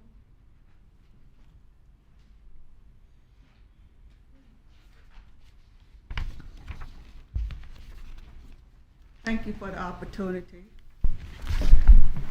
My name is Nancy Fallon, and I have resided on Dawn Circle in the Pill Hill section of the city for 20.5 years. Pill Hill is a wonderful subdivision to live in if you have good neighbors. I want the citizens of Wayne County to know that the second week of February 2026, someone attempted to remove the metal box from the wall that houses the wiring to my home. Just imagine yourself coming out and seeing that this had happened to you. Then you would understand how I felt then and how I feel now. Duke Energy responded very quickly. The technician was able to push the box back into place, and we both ascertained that the wind did not cause this problem. A neighbor is seemingly responsible for this criminal act. This neighbor has harassed me for approximately 4 years and continues to do so now. There were quite a few parents of young children who were bringing their children into Dawn Circle, sometimes twice monthly. Seemingly one or more of them knew in advance that this criminal act was going to take place. Other parents seemingly were alerted. If this is the way it happened, I thank whoever alerted other parents. Parents, please continue to protect your children. I have so little time to explain what has happened in this case. Pill Hill residents, I'm sure most of them know that this have happened. And even though this happened back in February, I've had a couple of procedures done. And I didn't really want to come here and present this to you because these are my neighbors. And I've given them ample time to come and apologize to me for this act that they've done. And that has not happened. And I would like to meet with the city manager in reference to this because I have information on this. And I would like these people to be brought to justice in reference to this. And I can't give out that information here, but I would like to speak to the city manager about it because I do have information in reference to it. I am a nervous standing here, as you can see, and and I don't like being here. I'm insulted, I'm embarrassed, and it's an embarrassment to come here after you live in your home 20 and a half years and you haven't had a run-in with the law. But for some reason, they have not wanted me in that subdivision since I moved there, because things have happened to me since the third day I moved in there. So, again, thank you for the opportunity. Ms. Fallon, you can meet with me anytime. You don't need the city council's permission. Thank you so I'll, much. I'll be happy. I'll getting your number. We'll set an appointment. Thank you so much.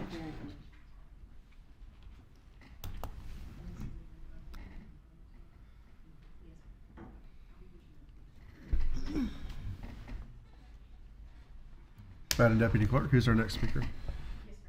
Our next speaker is Ms. Antoinette Williams. All right. Good evening, Council. Good evening. Good evening.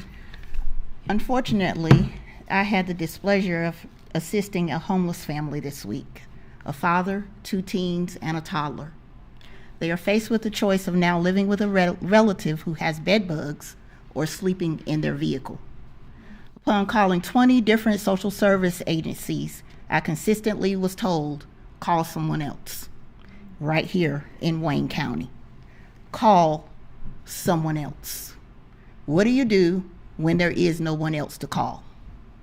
You sleep in your car. We need transitional housing in Goldsboro. I'm not talking about what I think, I'm talking about what I know.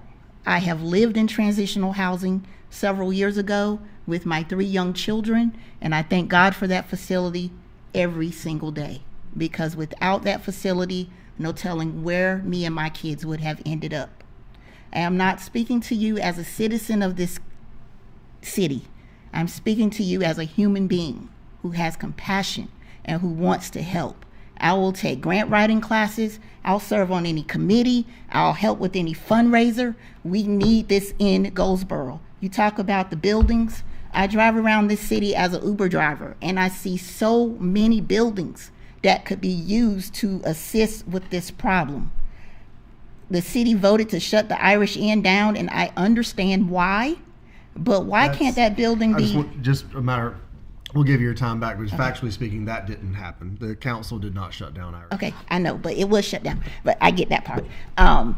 But why can't that building, those buildings, be refurbished and given back to the people of the city to be used for transitional housing, or many of the other buildings that are open? It doesn't necessarily have to be the Irish Inn. I just thought of that one because it has 2 separate buildings. So that's a lot of space that can be utilized for transitional housing that can help with job placement, social services, mental health, which is so desperately needed. I spoke with the father who is going through this crisis, and he bought me his weapon. And he said, please put this in your safe, because it is not safe for me to have it right now. So this is just one family. What about all the families that were vacated from Tent City? Where did they go? We can't just pretend this problem doesn't exist and beautify downtown with pretty statues and beautiful murals. We have got to take care of the people. Thank you. Thank you.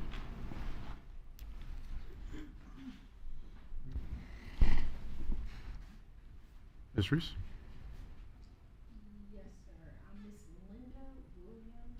I'm sorry, I can't make out the last name. Linda Wilkins Daniels. Thank you, Miss. Thank you. Good evening. Good evening. Good evening. I am Linda Wilkins Daniels, founder of Speaking for the Speechless, a non-profit organization located at 204 East Walnut Street here in Goldsboro. Today I rise to bring awareness to an illness that has been devastating to so many families. On the afternoon of August 29, 2025, my niece Yolanda Latrice Wilkins was admitted to the ER for complications with her gastrointestinal system. Around 1:30 a.m. on August 30, 2025, she succumbed to kidney and respiratory failure. Yolanda was neither aware of sepsis nor its symptoms. During the funeral, I made a promise to myself that Yolanda's death would not be in vain. So here I am. In 2024, Governor Roy Cooper proclaimed September as Sepsis Awareness Month. That proclamation outlined the following. Sepsis Awareness Month September has been designated as Sepsis Awareness Month. Sepsis happens when an infection you already have triggers a chain reaction throughout the body, with more cases starting before a patient gets to the hospital. Each year, at least 1.7 million adults in the United States develop sepsis, and at least 350,000 adults develop sepsis die during their hospitalization or discharge to hospice. But the most important thing I want to convey to you is that sepsis is really a deadly disease, and it kills more Americans than prostate cancer, breast cancer, and opioid overdoses combined, and it is the most expensive cause of hospitalization in the United States of America. And we must continue to spread awareness. Speaking for the Speechless organization embraces the challenge and responsibility of spreading sepsis awareness by launching the Yolanda Latrice Wilkins Sepsis Awareness Campaign. Know the symptoms. For additional information, you can call 919-288-1215 or go online to speakingforthespeechless.org. Speaking, the number 4, to speechless.org. Thank you, and I yield. Thank you, Ms. McDaniels.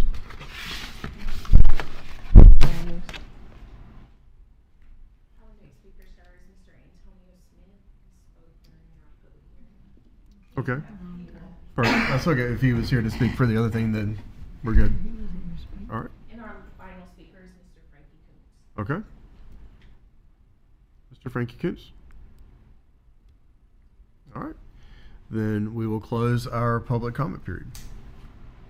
Good feedback, as always, from our members of the public who are able to come forward and speak during the public comment period.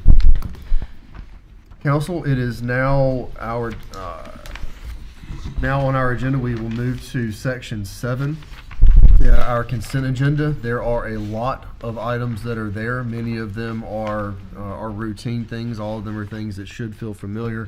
Mr. Livingston, if you'll please hear and resolve any remaining questions on the consent agenda, after which time we'll entertain a motion to approve the consent agenda or modify it. Mr. Livingston. Thank you, Mr. Mayor. The items on the consent agenda are considered to be routine in nature. There are a lot of it for budget reasons, clean up things that we have to do to amend things like our project ordinances and budget ordinances so that we will be compliant with auditing requirements and general statute regulations. That's why they're on the consent agenda. I think you're familiar with a lot of these ones, but if there's questions that anyone has, I would be myself or the finance officer here to answer them. All right, Council, are there any remaining questions on consent agenda items 7.1 through 7.13? Hearing none, would entertain a motion to approve consent agenda items as presented. Our motion has been made and properly seconded by the Pro Tem. Any debate on that? Hearing none, we'll call a vote. Please vote electronically if possible. If anyone has any issue, please let me know and we can vote by a different method.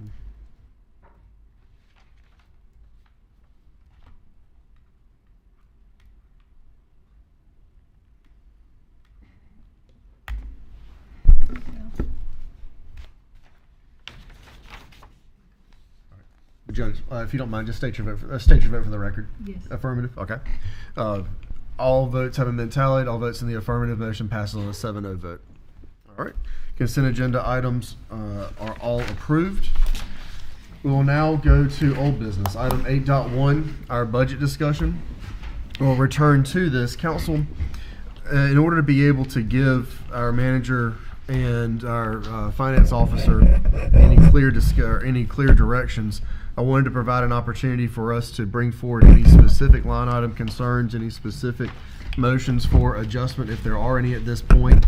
And then after that, we can talk about what our next steps are. Are there any specific items that we would like to bring forward for discussion? Yes, sir.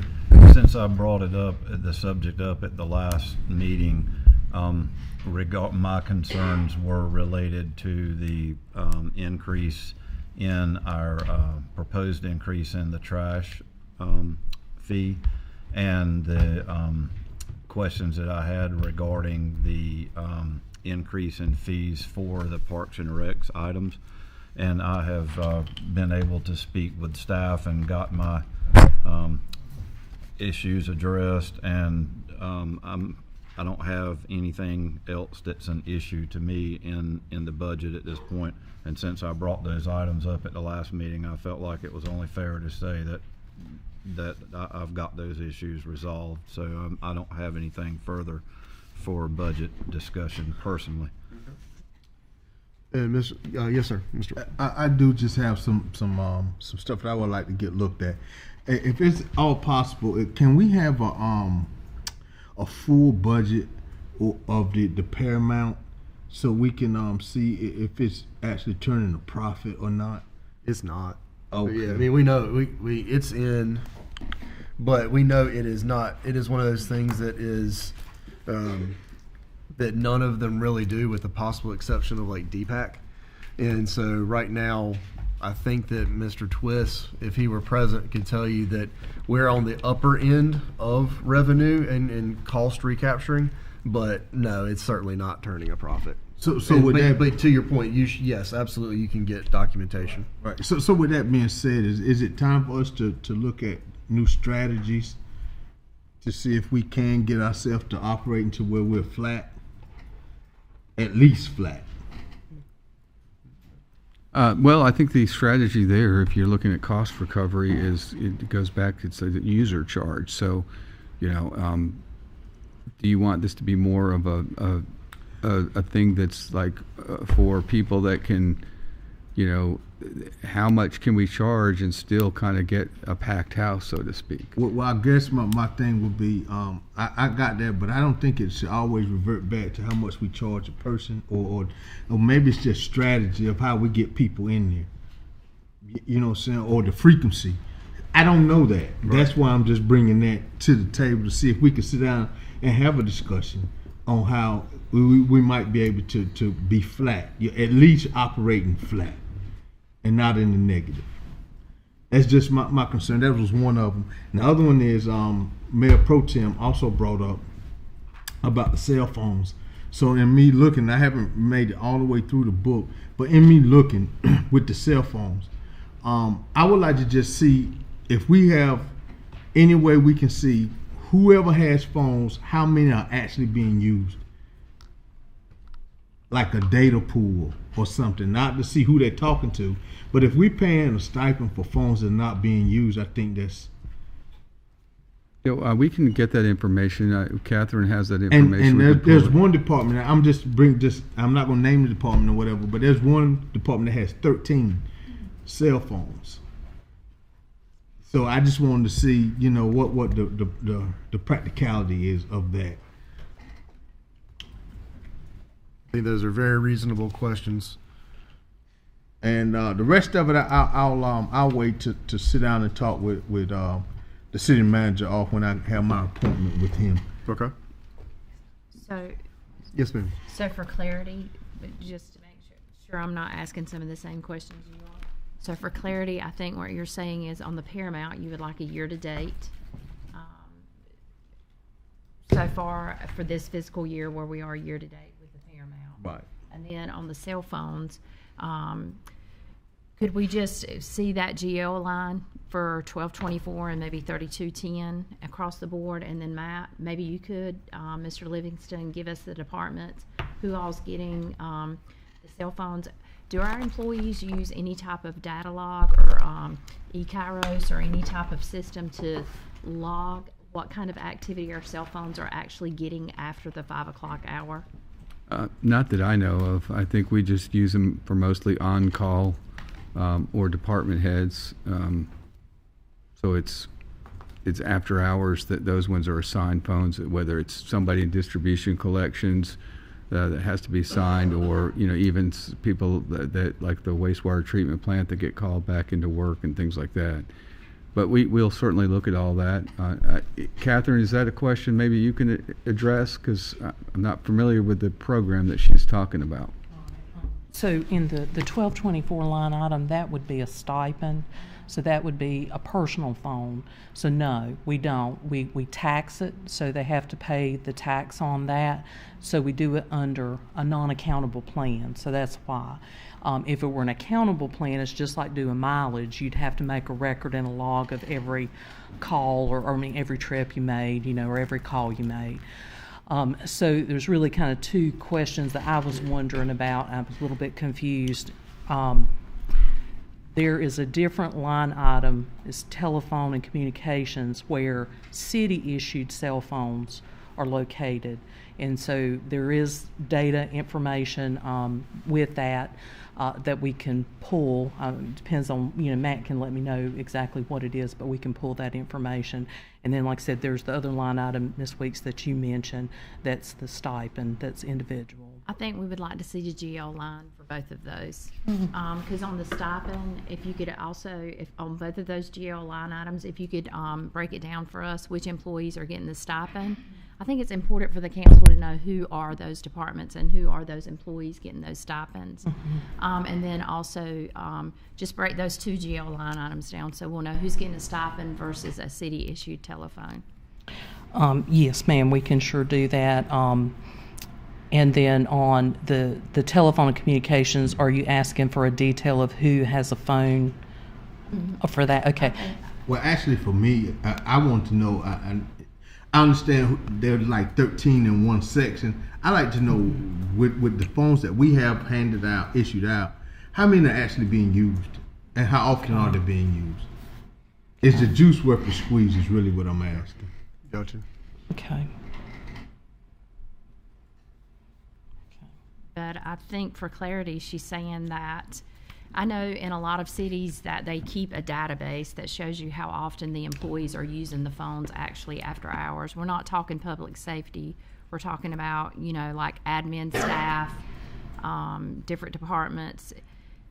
We as a city do not keep any kind of database that logs activity of usage of cell phone usage after hours. Not for personal phones, no ma'am.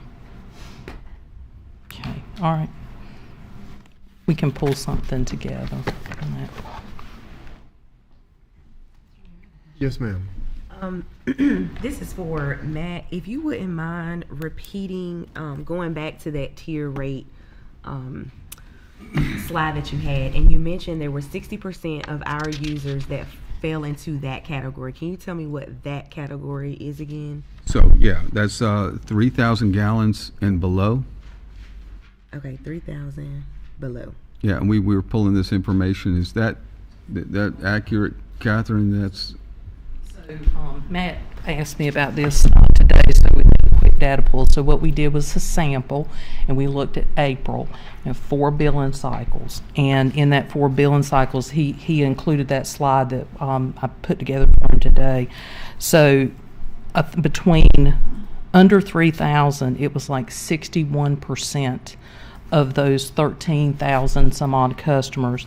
Then over 3,000 is 39%. The asterisk to that is that it's every customer. So it's inside the city because our computer system, our billing system we have now does not differentiate between like a residential, a commercial, or industrial customer. So, but most of those, you know, most likely are going to be over 3,000 anyway.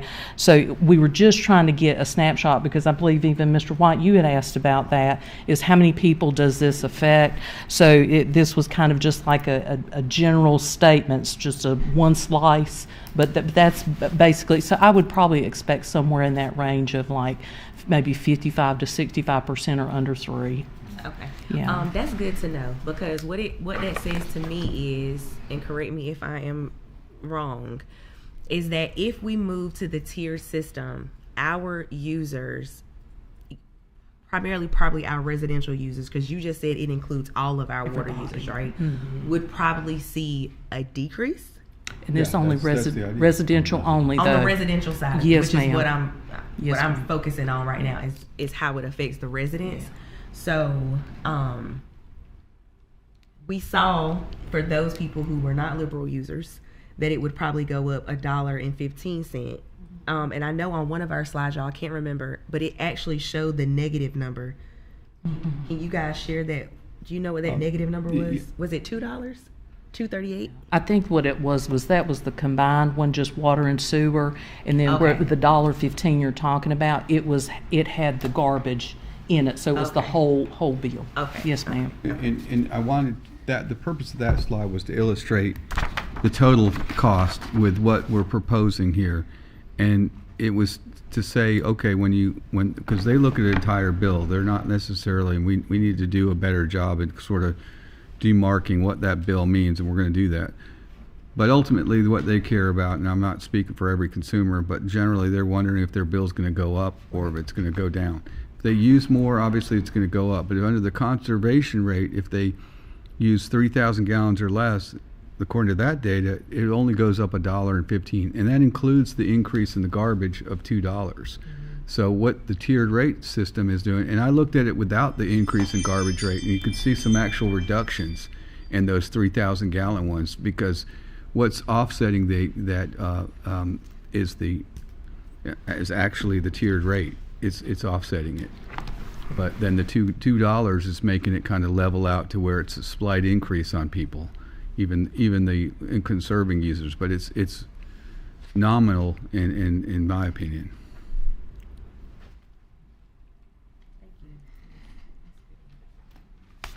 Yes, ma'am. I want to clarify something. I had spoken with the city manager about a recent $250 billing to GWTA, that it was being billed from DGDC, but it was not. The city is billing GWTA. So could you tell, and when did the city start? Because it was really strange. GWTA wasn't getting a bill. Sure. And then all of a sudden, we started receiving $250 billing from the city. Could you just? Yes, ma'am. Yeah, I know this is. No, that's a great question, and every now and then, because I think it speaks to a couple of issues, we try to reconcile our accounts, or we do reconcile our accounts, because I asked them, we need to make sure that what's out there in the field is what we're charging for in our records and in our system. So that was one of those ones when they were doing their accounting and their reconciliation of the books, they noted, okay, here's one that we're not charging for, and it's kind of slipped underneath the radar for a while. We picked it up in one of our reconciliations, and I did talk with Mr. Wilkins about that, Don, and he understood. He said, okay, yeah, I get it now. I said, if you don't want it, let it know. That's an 8-yard container trash service that we dump. I think it's either weekly or bi-weekly. I'm not really sure. I don't remember, but it's around $250. Okay. Is there anything else you want to add to that, Catherine? Is that? No, that was the recollection. It was the garbage reconciliation. Is it a commercial refuse container? Yeah, Dumpster? an 8-yard dumpster, sir. That's a big one. And the other thing is that the committee has not met in a while, but the Paramount, we did have a committee taking a look, having a conversation about having a greater variety of entertainment at the Paramount so that we could bring in more revenue. And we did cite some different groups that we would like to bring in. So that conversation was being had. So we do need to go back to it. We do need to get that group back together and talk about that. I did want you to know that there was a conversation.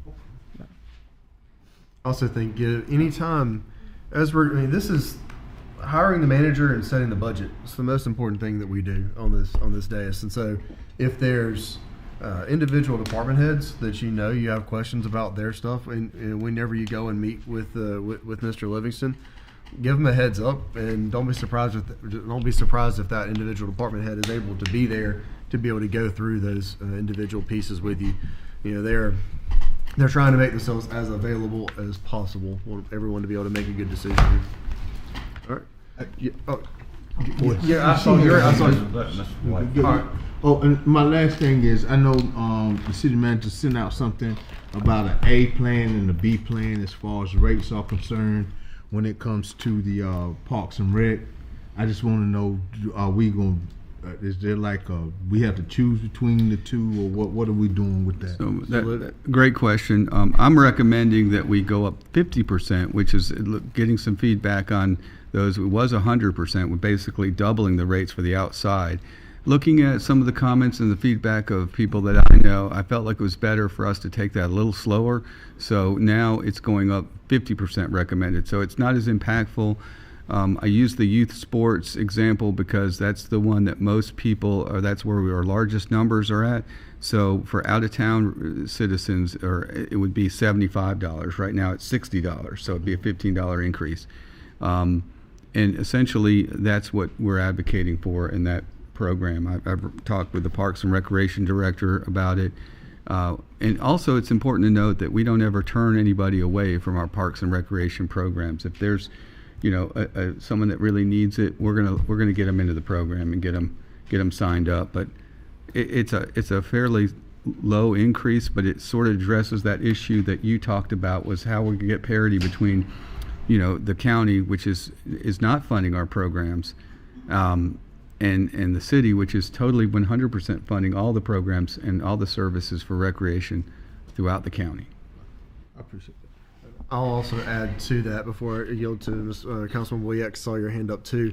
I appreciate you and P&R staff taking a look at the different county recreation associations that are out there and seeing what other youth sports opportunities are available in Wayne County if you're a county resident, and looking to make sure that we're cost competitive, with what they are. We still want to be an option. We don't want to completely price ourselves out of the market, but we also have to make sure that we're not further subsidizing recreation programs for residents outside of the city limits on the backs of residents inside the city limits. And so I think that what you've done is created a nice balance, and I think that the conversations that Councilman White has pressed on a number of different times, I think have yielded a good result. My humble opinion. Yes, sir. Two things. Backtracking just a little bit on back to what Councilwoman Matthews brought up related to the tiered structure. I appreciate the additional information from the manager that her question brought out, just to be so that the public can better understand and have a better understanding of that. Because whenever I brought that up at the last meeting, my thinking was how many by percentage, and that was what Councilwoman Matthews asked about, how many by percentage of our water users would benefit from a reduction through the new tiered system. And it was basically 60% of our ratepayers would benefit. So I knew that there was going to be a benefit, and that's why I was concerned about the $4 increase on trash related to that, because if we were going to save $1 and add $1 back, then we're still doing a service, so to speak, for our ratepayer to be able to balance that. So there's going to be a reduction, and even with the increase of $2, there's still a little bit of a reduction there. So we're controlling that cost burden as much as we can for our citizens. So and it's more than half of our residential ratepayers will be able to be positively affected by that. The other thing I really hadn't thought about in a while, speaking of Paramount, I know that the things that we provide cultural stuff, whether it be Parks and Rec or the golf course or whatever, that those things are not designed to make a profit, and I get that. But to Councilman White's point, we haven't had the director or anyone in a while sort of come and speak to us about that operation. And I know when, like last budget cycle, we had questions about DGDC, and the department head and various folks come and spoke to the council and presented on that. Maybe it wouldn't be a bad idea to have Adam and his folks just come, bring us a little slide presentation or whatever. I mean, because thinking back on it, and the mayor may be able to speak to this since he's familiar with these kind of things. I remember in 2005 when the Paramount burnt down. Please correct me when I finish this. When the Paramount burnt down, the city was unable to fund or figure out how to fund to replace that structure and that service that was being provided for the community. So Mr. Will and his foundation, if memory serves me correct, built the building, paid for the building, and handed it over to the city and said, here's a building free of charge, you guys just staff it and move forward. So that maybe would factor in when we hear the presentation about how all that skews down. What are we getting for our money in terms of dollars of income versus what was give to us to present that. And maybe there's some sort of, I'm not saying there is, but maybe when we hear the whole picture, it seems a little more palatable as to what the offset is. And it would also, and I do not know the answer to this because I've not seen it in some time, it probably would be good for that presentation to include just how much subsidy to that program is coming from the foundation, because I know a ton of the programming and stuff, and please correct me if I'm wrong, but I think a lot of that programming is paid for by the foundation. Is that accurate? Okay, because I don't know all of the ins and outs of that, and frankly, I just hadn't dived into it. But now that Councilmember White brought it up, and okay, I want to know too. To know a little bit more information about it. So if you guys think it would be okay to have the department head come and bring us a little presentation, with the mayor's permission, get it on schedule. That'd we'll be get great. it. Yeah, of course. I don't know that I think we need to decide, do we need to have that presentation as part of this budget ordinance, i.e. that would be at our next council meeting, or is that something that we want to have them come forward and discuss a end of year financial recap that includes the full profit and loss for the Paramount once that is compiled, probably in July or August. And I'll just need guidance from council on if you want an end of year reconciliation. Catherine, I'm assuming they're July 1, June 30? Okay. So, yes, ma'am. Sure.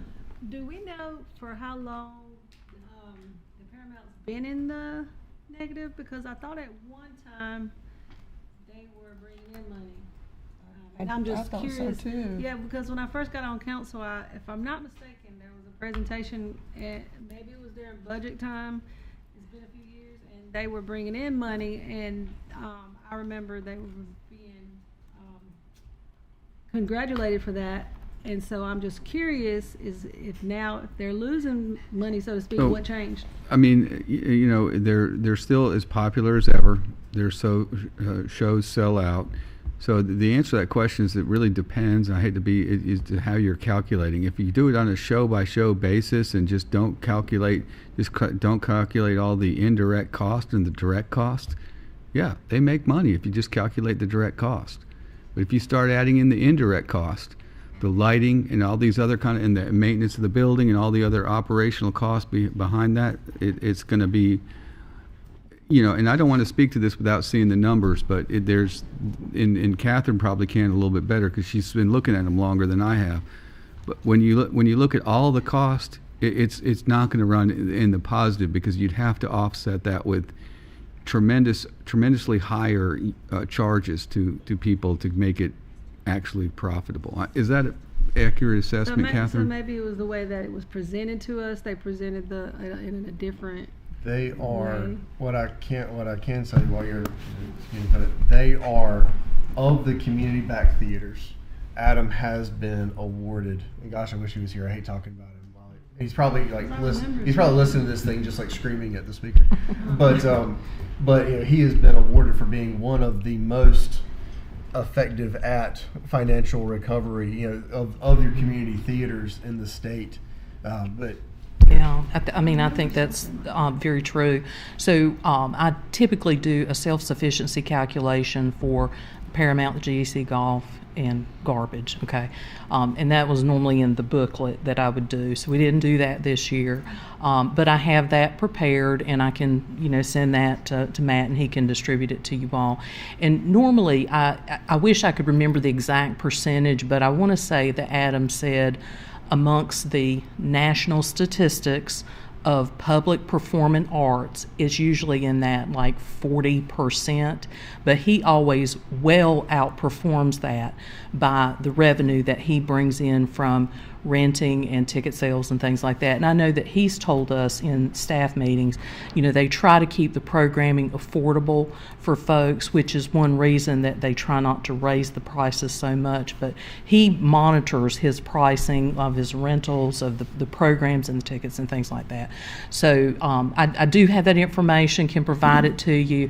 And I can't remember how many years I've got back, but I would probably say I probably have about 10 years and just need to do some updates to it since I haven't done that yet, but just need to update the current year, and we can put in what he's expecting to spend so you kind of get a pro forma of what we think June 30 is going to look like for this year. So. That'd be helpful. Yes, sir. And to that, if she's going to send it out, does that include the Bryan Complex?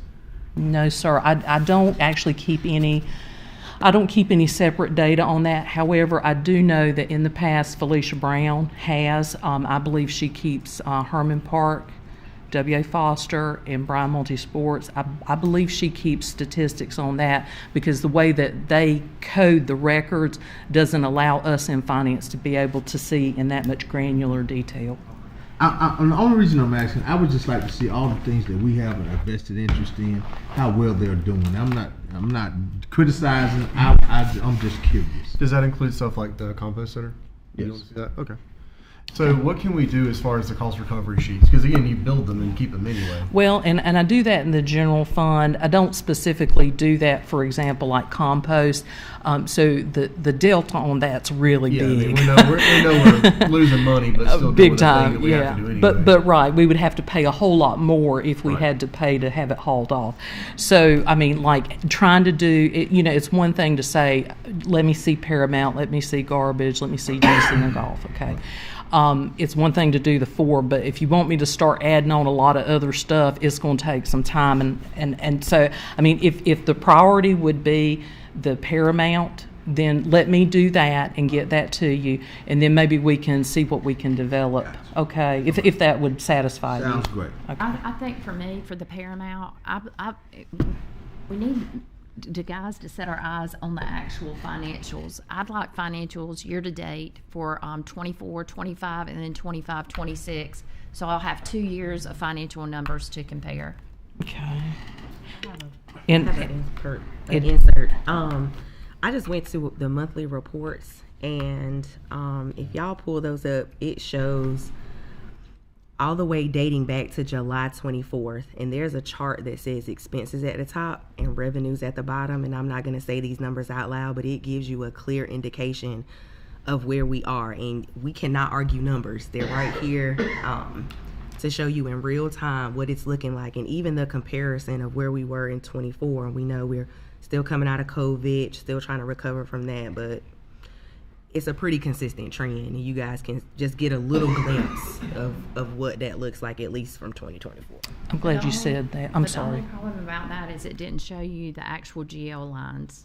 It's just a brief summary. Mm-hmm. For me, I was asking. Are you just the Paramount? Is that what? Yes, ma'am. Okay, that's not a problem. It's just I worry about when we run a GL, or we even run just a trial balance, like for the budget side, it's really long, and you know you get buried. So if I can pull that, that's like a page or 2 pages. That's no problem. I did want to add one more thing when Ms. Taylor was talking about the profit on the Paramount. If you remember when it was COVID, they got a bunch of grants, a lot. So they actually did turn a profit. So you remembered correctly. And I'm not sure how much it was, but I want to say he got a very large, like maybe it was $200,000 grant for COVID. And it made a really big difference for them that year. But generally their operations are pretty steady except for the COVID money. That did help. So. Yes, sir. I've seen your hand up. Well, I was just going to sort of point out what I said a while ago, or the point that obviously anything we can get to run in the black beats running in the red any day of the week. So I'm all for us trying to figure that out. But the offset, at least at this point in my mind, which is why I brought it a while ago, is okay, we're the operational costs that the manager pointed out to, like, okay, well, the lighting or your stage director or whatever salary is not factored into that cost.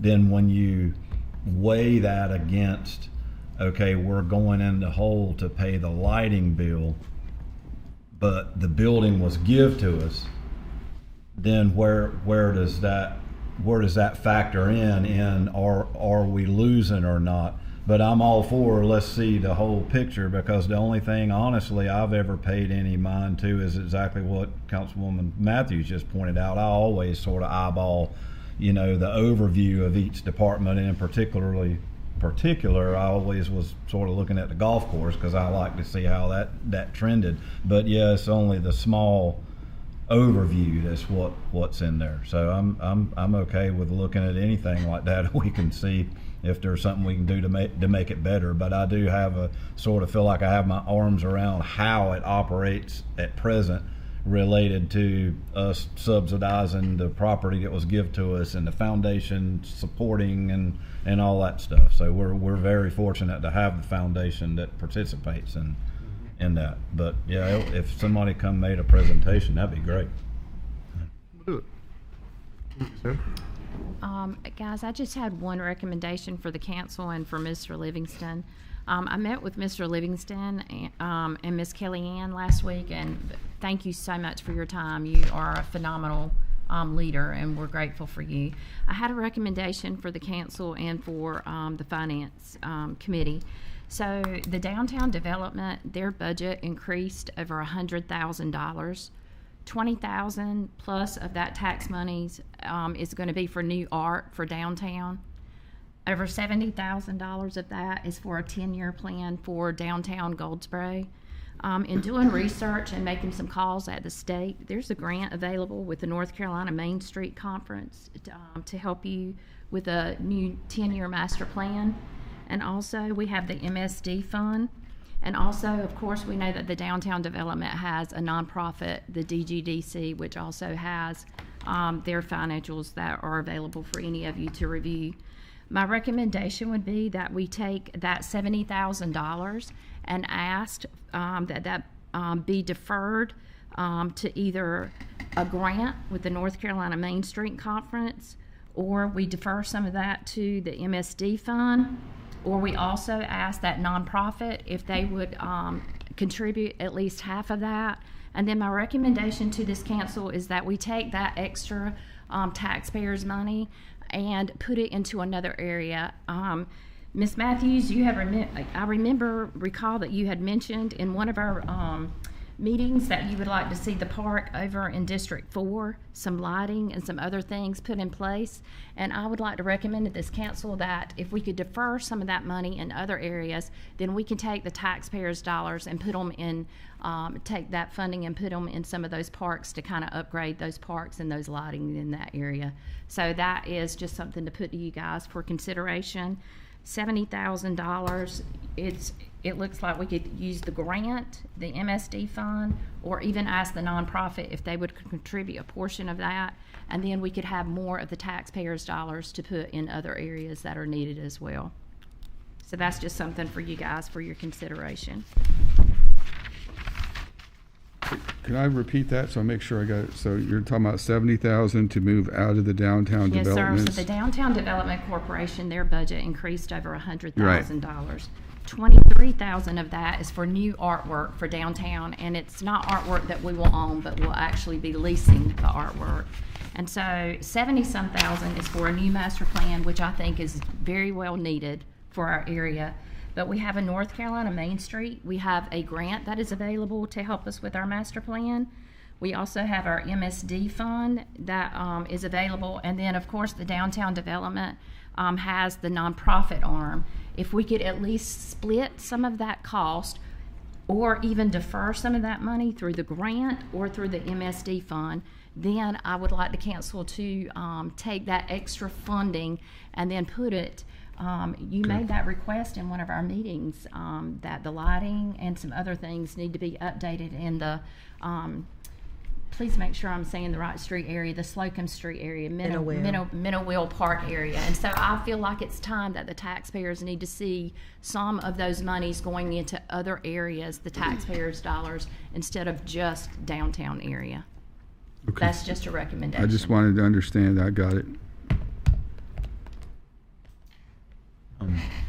Yes, sir. No question. I'm sorry, go Procedural ahead. question, just a procedural question. Sorry. Yes, sir. So, if to be able to have staff look into that, is that something that we absolutely can look into and figure out? Do we need to redirect budgeted funds so this doesn't hold up the budget process? Meaning, if we just say we adopted this budget as is at the next meeting or whatever, that money that's been allocated in that budget, if after it's studied and brought back, then and manager brings that back to council, then we could do a resolution or whatever to move those funds around after the fact with the budget process, right? Yeah, I mean, there's a number of things you can do, and one of the things you could do is say, well, we're going to study this issue and not really prepared and need to look at this. We could move those funds over to to the contingency line item where the council only has authorization to spend it as we look further into that. Or we can go ahead and work amongst ourselves and decide this is the plan going forward. But if it's going to take, a month and a half to do, then I would suggest we use maybe something such as a contingency fund, moving that money over into there, and then the council can decide once we kind of come to a more an agreement. That works for me. Well, let's let Councilman Matthews speak, and then we'll see if there's anything to put in the form of a motion, so that there's a clear articulation of what it is. If you don't mind, Councilman Matthews. Oh, it was, I think Matt just spoke to, city manager just spoke to it. I was just thinking, it seems like those are questions that we could ask and probably get answers very quickly on. So I just didn't know the feasibility of the request, which I support. So just didn't know. So he kind of addressed that issue. Well, and there's also just because you apply for a grant doesn't mean you're going to get it. And if we are due for a 10-year plan update, so that you got to have those things in place to be able to qualify for additional grants, then I think that we don't want to fall behind on that. Again, I'm not the subject matter expert here, but I would assume that is true. It's the same reason that we've done our Parks and Recreation master plans and our land use plan and all the other things that we've done to make sure that we've set the wheels in motion for us to be able to qualify for other grants. And I wouldn't want to effectively raise the MSD layer of taxation and then just simply offset all of it back into something else. I feel like that sort of undercuts the investment that we're asking folks to make there. So I think that this one, the concept I think has been clearly articulated. Mr. Livingston, if you don't mind, let's take this one under advisement and see if there is a good way on this one. And then, of course, we're not voting on this thing this evening anyway. But I think that the intent and the goal has been stated of trying to, one, get some investment into parks and other parts of the city. But I also think that if we're making an adjustment to the MSD layer, that we also don't want to be seen, undercutting and offsetting that. So let's see if there's a way that we can do both. Okay. If you'll check, Kellyanne, that grant is specifically for the master plan. I will say that those grants are available. The ones that they provide through Main Street program are more for the smaller communities, 5,000 and below. They don't do the market study, what they're asking for, and that's the reason why there's a fairly high price tag with this one. Is much more in-depth study. So I don't think they have 70,000 available. I think it's more, and maybe Kellyanne can speak to this, I think it's more like maybe a $10,000 grant. You know, Kellyanne? Yeah. And no matter what it is, we're going to apply for it. Yeah, And yeah, we'll definitely. get what we get. Yes, good evening. As Matt was saying, as City Manager Livingston was saying, I don't know the exact amount, but it is the case, and I believe actually Goldsboro has already received the planning grant that you're speaking of. It's a high level planning grant rather than a master plan, which does a market study, looks at all sorts of various solutions to revitalization work with the downtown. So as City Manager was saying, what the $70,000 will go towards is a very much more comprehensive plan than what we've done through Main Street in the past. Excuse me. But we can look into it, absolutely, and we will look into it. If we're eligible, if there's something that's out there for us to apply for, then we certainly should. And we may or may not be awarded it for a variety of reasons. Yeah, but especially if we've received it in the past. Right, but we should certainly pursue it. All right, yes, sir. Just for Ms. Williams. No. All right, you can have a seat. I wouldn't leave the room, but yeah. All right. I was just going to further say that I'm all for looking and trying to figure that out, and whatever it turns out that the city is going to have to pay dollar-wise for that study, which we all understand that we need to have these kind of studies done. I do not think, and the mayor sort of tagged on this already, I don't think it would be acceptable in my mind to make the MSD fund pay for that particular item, or to fund that particular item. This has nothing to do with the artwork piece or whatever. That can be a different discussion. But so far as a city department deciding that it needs to undertake a study, just like we've done the comp plan study and Parks and Rec master plan. So when we do all of these studies, that's a city expense, not the downtown property owners MSD fund shouldn't have, the downtown property owners shouldn't have to bear the burden of a master plan for our entire downtown that benefits the entire county, if that makes sense. Well, it's good that with these, there's ultimately going to be some differences of opinion, and that's a good thing. That's how you get to a spot that works. I think this has been good discussion.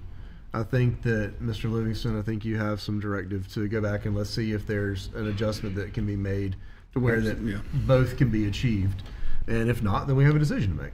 But let's go get some good information so we don't beat this one too far. Or could you even defer your $23,000 worth of art to the MSD fund? The problem that I'm seeing is we've got murders going on, we've got our kids acting out, and we say we want something positive for them, but then we've got parks that are not even safe enough for them to play in, and equipment that's dilapidated. Is it time for us to consider other areas to put some of our funding into? I mean, that's certainly up to you guys with the city council.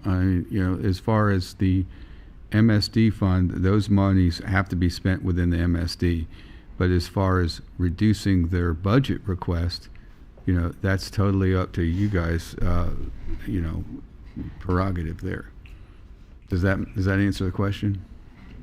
I have a question. I think in a statement. So I think one thing we all can agree on is that we all are concerned about our parks. I know we had the discussion in our work session about the money, the COVID money. Did we ever figure out what we were doing So with that? we have, and we're actually working towards some grant money that we can spend to address some park issues in your district, Councilwoman Matthews, and I think Kellyanne's talked to you about that. And also in the budget there is that ability to spend that on the multi-sports, because that's not anything more than what we have, but that's travel and tourism dollars. They've already approved that, so, and that would use the coronavirus money. So we are taking care of that matter. So that's what we're. So we're going to use the, I'm sorry. No, but because I know we discussed it when we were having it, but I didn't ever exactly hear for sure if that's what we were going to do with that. That's what it seemed like the takeaway I got, was just to go ahead and go forward with the request as recommended and as approved by the Travel and Tourism Board, to use those monies that they have within their, within their budget to do the multi-sports lighting. So, Yeah. Yes, sir. so are we saying that because I thought it was brought to the council to decide what we were going to do with the coronavirus money, and I do understand you keep saying the tourism budget, but have we decided as a council what we were going to do with the coronavirus? Because I thought that was our decision to make.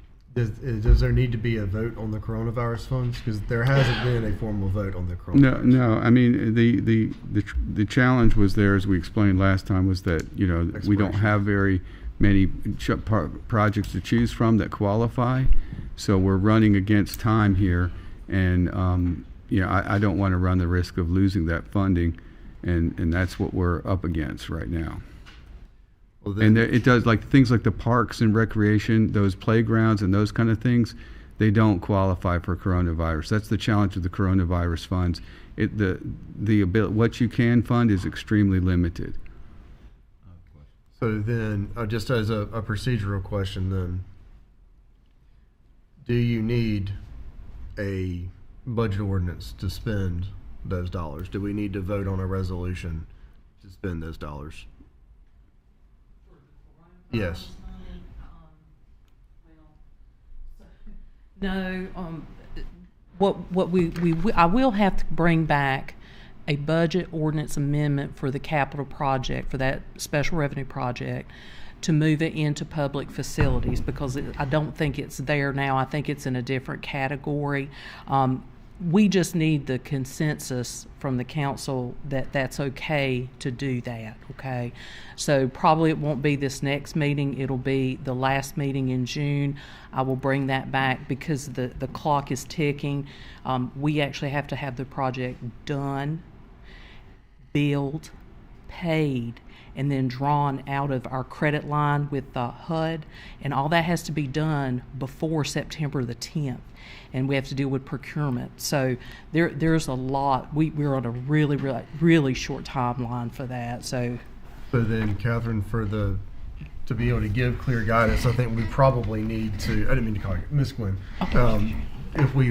If we need to debate that this evening, amend the agenda, have this as an old business, or have this as a business item now, for the sake of us being able to vote on it to give you clear direction, is that what's necessary, or do we have? It's all we need from you is to say, yes, we're okay with spending the coronavirus for this, because it's not going to be like, okay, you're going to have to prove it anyway when the expenditure comes along. Okay. I mean, it would behoove you to say, yes, we have a vote on it. Yes, we want to do this. Okay. I would like that, but it doesn't have to be a formal resolution. Just a vote that says, yes, we're willing to use the coronavirus funds for lighting at Bryan Multi-Sports Complex. Okay. So, council, yes, sir. So, make sure I remember correctly from the budget work session. The money that we're speaking of to spend to do that project, wasn't the payoff from that going to be that if we spent that money for that purpose, that it was going to get a couple $100,000 worth of grant money from somewhere else or through travel and tourism to pay for a big chunk, and by us spending that money on that, it was going to allow them to get a couple $100,000?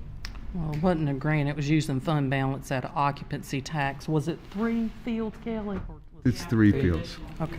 I just want to make sure I remember the details. Miss, so do you feel comfortable just kind of refreshing folks' memories? I think so. So you were at the Travel and Tourism Development Yes. meeting when that vote was taken. That was for you go. Yeah, so I believe what we're referring to is at the budget workshop, there was an option A and an option B. Option A was going to allow us to use the CDBG CV money combined with the occupancy tax, dip into the reserves, what are we calling that? Travel and tourism fund. Well, no, Occupancy. Right. This was just this was the scenarios that we built out. The reserve funding for new facilities, in combination with the CDBG CV, roughly $300,000, and occupancy tax money for up to 2 fields, $500,000, to be able to finish out all of the fields at Bryan Multi-Sports Complex. That was option A. That was the scenario built. Or option B, which was just use the CDBG CV and the occupancy tax money to get the 2 fields done. The same fields that the Travel and Tourism Board had voted to fund. So that's what we were talking about, was really an economy of scale scenario, rather than the CDBG leveraging. The CDBG did leverage more fields, but in the sense of just allowing us to kind of bundle and save, rather than the CDBG doesn't activate additional funding from the occupancy tax. Yes, sir. Last question. So now that you say that, I'm like, yep, that's it. I remember that. So I thought that we reached consensus during that meeting to go with option A because of the value got per dollar spent. Am I mistaken? That was the general head nod was yes. I don't think it was the general head nod. That wasn't, because I walked out of there not clear of what I actually wanted to do. So that's why I'm asking now if the right thing to do is to take a vote here so that we can make a formal decision on option A or B. I realize that we would need to modify the agenda, put this as an 8-2, and then go ahead and giving y'all direction on this. But if it's the will of council and council has the bandwidth this evening to do so, I think giving staff clear direction on these would be prudent. Yeah, and just to clarify, I think Catherine helped me out here. What's currently modeled in the budget is just the CDBG CV monies and the occupancy tax money for a total of about $500,000 to fund those 2 fields. We have not allocated any of the reserve funding to do the additional fields at this point. So It's only the occupancy tax. CDBG CV is in a special revenue fund, so it has nothing to do with the operating budget. All right. Right. But Thank you for clarifying. That's why, basically the board's already voted to approve this, and it's only expenditure, the tourism board. It's not using any dollars from the, it's technically city's money because Travel and Tourism is our partner with the county, but they've already approved this expenditure. So it's the coronavirus one that we need approval on. So then, yes, ma'am. I have a question, and I totally get what we're trying to do, right? We're trying to spend the money before we lose it. But Yes. how many of our parks in the city are actually in our LMI communities? Do we know? Like, I'm sorry, I can't tell you right off the top of my head. The reason why I'm asking is maybe there's some money in our CDBG funds that we could use. I know we've talked before about using funds for different things because of being in LMI communities. So I'm just curious as to if we have to use it or lose it, so to speak, for these funds. What funds are available for a special use to get these parks in order? Well, let's see. Is there an answer to that question before we go to the next question? Maybe. I mean, I'll do my best, Councilwoman. So CDBG CV as city manager has indicated, is very, very specific ways that we're able to spend. The Bryan Multi-Sports Complex is in an LMI census tract. It's also available to be used by the entire city. It's not just, restricted to that district of who our users are. The lighting specifically, the reason why the CDBG-CV were able to make a case is because the Bryan Multi-Sports Complex is a huge field, a huge park. One of our, I won't say our largest, I'm not sure exactly about that, but essentially the spread that you're able to get if you were to social distance at that park with the lighting that already exists and the walking track that goes through the park is a better justification than a regular park with as many contact surfaces as there are. So essentially look at a swing set, a slide, monkey bars, all of that. That's actually not a great park during COVID because of all of the contact surfaces. So what we're able to say about Bryan Multi-Sports Complex is it's essentially a wide open field that, 8 fields to be specific, that you're able to use and roam. And that's how we've been able to make a coronavirus tie back and make that justification. Yes, sir. I guess when we actually had the conversation, we asked if there were a list of things that we could use it for. That was one of the hang-ups, right? Because we asked for a list back. And I do know that the city manager came back and said we need a project that is shovel ready so that we can expend the money. I do, but then in my mind, I asked these questions. My question is, I understand that we'll put the lights on those 3 additional fields, and then it will help Bryan Multiplex. But we're still going to incur an additional cost because we'll have to pay the light bill. So I wanted to know everything that encapsulates this project, because it's not just putting up the lights and then we done. It's we put up the lights, they on, now we got another bill because we'll have to pay for the bill.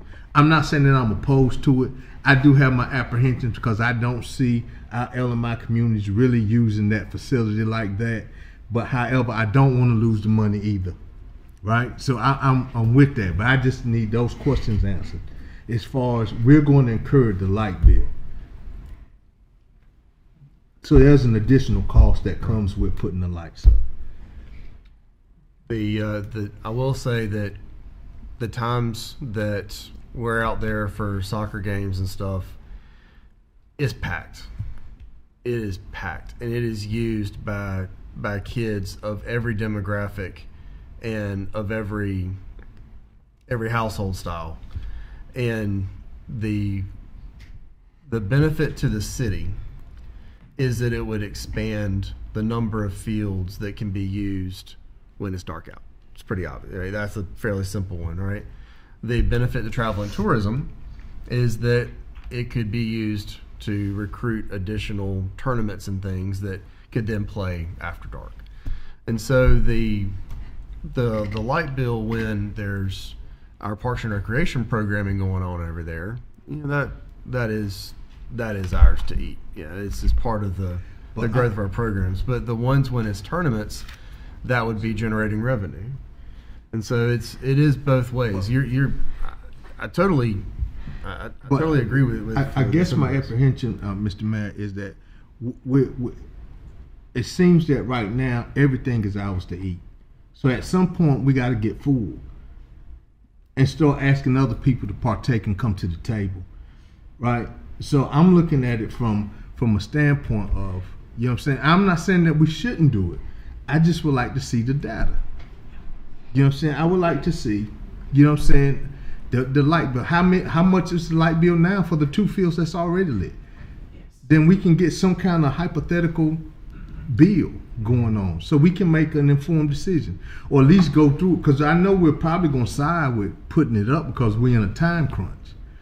But I just want to see the data so we'll know exactly what we're walking into, or at least have an idea of what we're going to incur going forward. That's all I'm asking.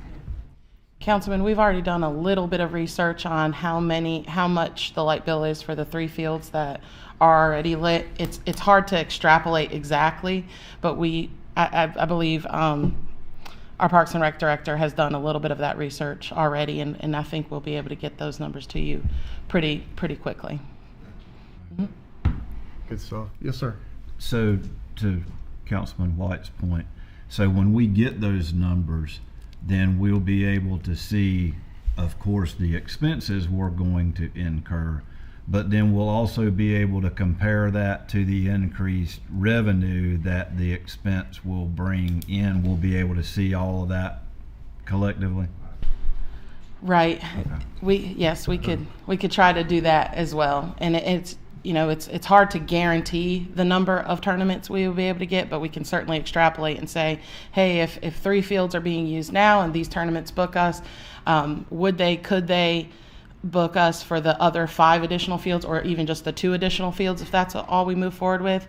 We're able to make some assumptions there for sure. And I heard some discussion, and I don't remember if it was sitting around general conversation with travel and tourism or if it was during some sort of official presentation, but I remember it being said that they, and Parks and Rec as well, that there was a huge demand that and we're not able to provide that service. And of course, if we did, and we made that decision to do that, and then that brings more use of the park, and that brings more hotel stays and all of these things. But I think in order to process it and make an informed decision, if we can see the revenue projection as well as the expenses, so that we can get our arms around the whole shenanigan. So maybe the revenue will offset. Right. All right.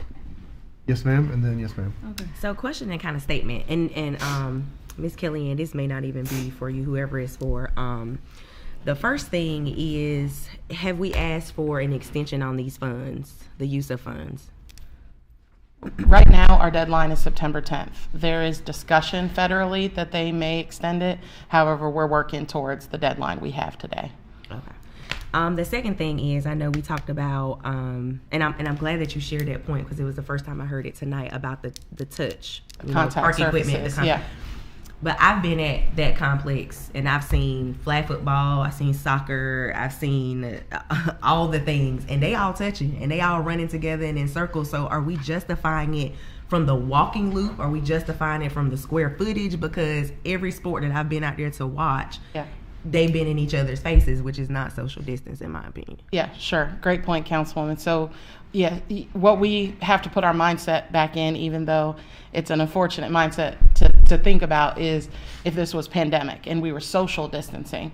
So what we're actually talking about is if all of us went out with our picnic blankets and separated out, could we do it effectively at Bryan Multi-Sports Complex? We could, because it would allow us enough space. At that point, any sort of contact sports would not be taking place. And then the walking trail itself, obviously would be able to be used in a social distancing way as well. As far as I'm aware out there, about the only things that you're interacting with are the button to turn on the spray park and the goal, I guess, any sort of goals that are out there as far as contact surfaces, as opposed to a traditional playground. But again, in COVID times, what we would be talking about is strict social distancing, no contact sports. So, and I do want to be careful about that, because as we're justifying the CDBG CV, we have to be careful that we're not talking about the benefit to the sports complex as we use it today. It's for readiness in the event of another pandemic, readiness and response. How we would have, if another pandemic was to occur, would we have a facility that could have extended hours that people could social distance, not so that we could use it for sports. It is having to, a little bit, just I'll say the quiet part out loud, it's a little bit of having to play the game when it comes to the federal regs on any of the CV funds. It's certainly sometimes feels like a shell game. And I don't know that I should have said that on the record, but there it is. Yes, ma'am. I have a couple of questions, and it may be a question for Ms. Gwen. You might know. So I know we are doing the work out at North End Park, right? Did they redo the lights there? Do you know? So do we know, Councilwoman Matthews, do we know when the last time the lights have been done at Minniewell Park? We just, the city had some grant funding for the track. So those lights, we got new LED lights at the track, which was a big win. That was a couple years back. As far as the actual park, I'm not sure what that looks like. We've been talking about this further down at the Grandad Day Point, because even though the park is theirs, we maintain it, and there's some grant funding that has been just sitting that we could use to occupy to upfit that park down there. So I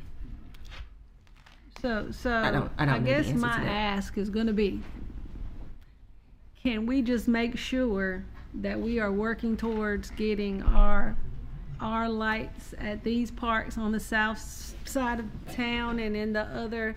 I understand what you're saying about that's the LMI community, and I understand about the CDBG, CV funds, and the whole social distancing and everything. But we have to remember, a lot of the kids that go to that park, they have rides. And there's a lot of parks in Goldsboro that people go to and they have to walk, right? So we just need to make sure that these parks are lit up and that everybody's being appreciated and treated the same. So, I mean, since it's coming up, I would just like to say, like, I want to just make it a thing pretty soon that we look into these lights and in all the LMI communities.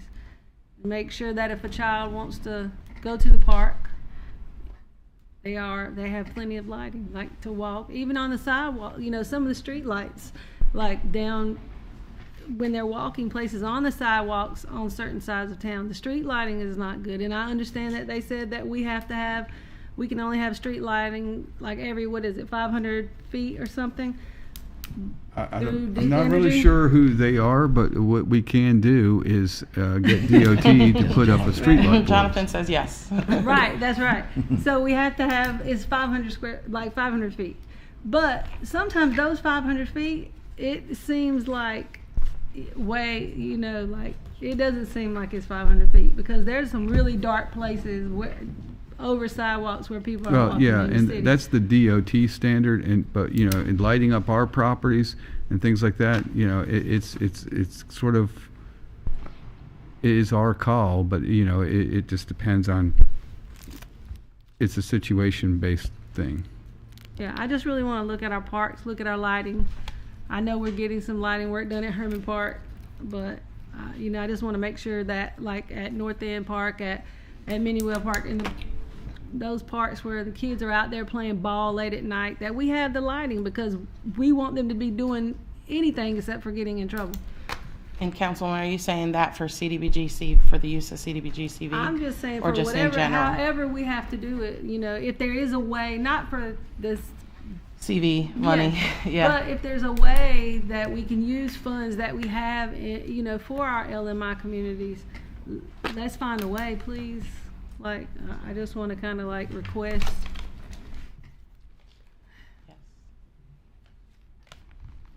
Yes, ma'am.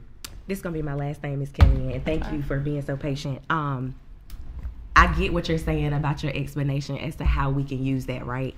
But that explanation tonight is the first time I've heard it. We've talked about recruitment. We've talked about being able to host new events. We've talked about everything that those lights would attract, and it was nothing about social distance. Like, I feel like we're using that as a win for our gain when it comes to competitions and all that other kind of stuff, which I understand that concept, right? Yeah.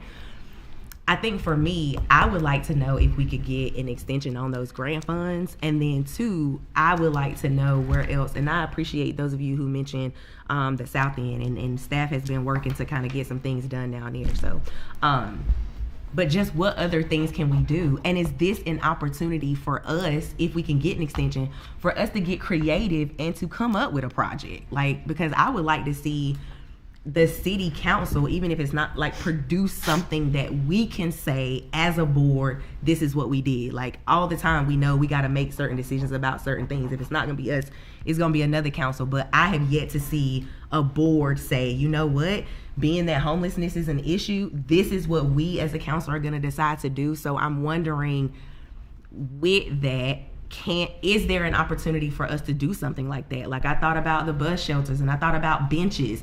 You know, these are amenities. To me, these are services that we should be providing anyway, but everybody's talking about there's no money to do these things, and then we're also trying to figure out whose responsibility it is to even provide that service. So I think, for me, I am not in favor of using that money in this regard. And I just think that I would like to see us see if we can get an extension on that money, and then what other opportunity. And I appreciate all your work on this, but I just want to see where else we could possibly use the money, because I just haven't heard those options yet, because we don't know. There might be some opportunity for us to do it. I've known us to get things done really, really quickly, you know, in certain spaces. So this might be a good space where we can practice that resilience again. As of right now, the asks for an extension, the money has actually already been extended several times. Oh, wow. Yeah, CDBG, CV, not necessarily by our ask, but by the federal government just allowing extensions, because many communities had a hard time spending it. If we were to ask, I don't know that they would do a one-off extension, but again, the discussion federally is potential extension. I don't know that we can count on that. It's a small discussion. I don't know that we can count on it. So we're just trying to move as efficiently as possible with the deadline that we have. As far as the social distancing discussion and the economic discussion, they were kind of conflated, because we were also talking about the occupancy tax money being matched with it. I think at the last council meeting, I may have mentioned the restrictions about CDBG CV, but you know, certainly it wasn't to, you know, the mayor touched on it, I think the most diplomatically. Sometimes with the fact that these are federal monies, and it has very strict federal guidelines, you have to be very creative in how you're justifying it.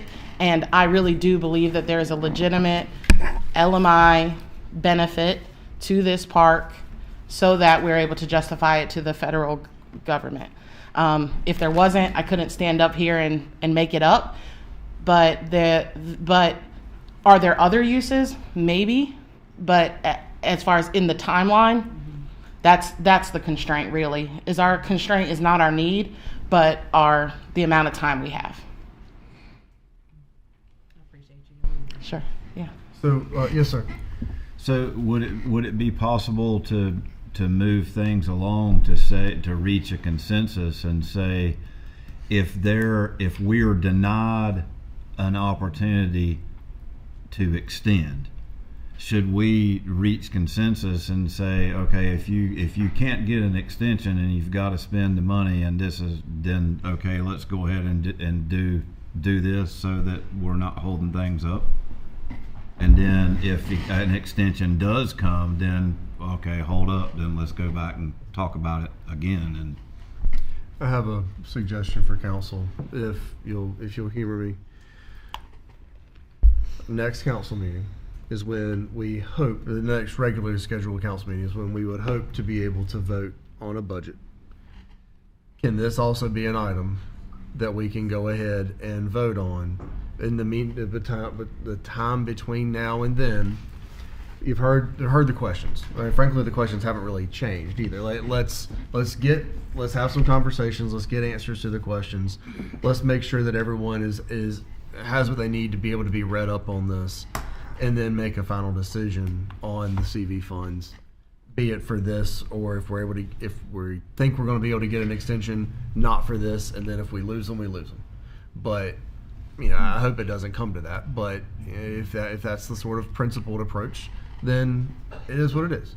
So let's, if you'll allow, because I do want us to be able to move to any other points within the budget as a whole, I'd like to have this as a point under old business at our next council meeting to be able to vote on prior to the budget itself. That way, then we can make a final decision, and then we can vote on a budget. So I know we're under time restraints for that money, right?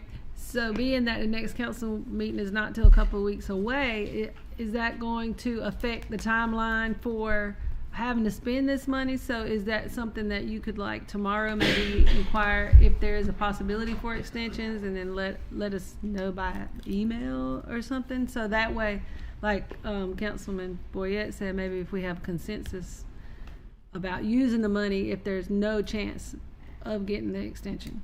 But I don't want to, 2 weeks could be a long time if in fact there's only a couple of months left, if that makes sense.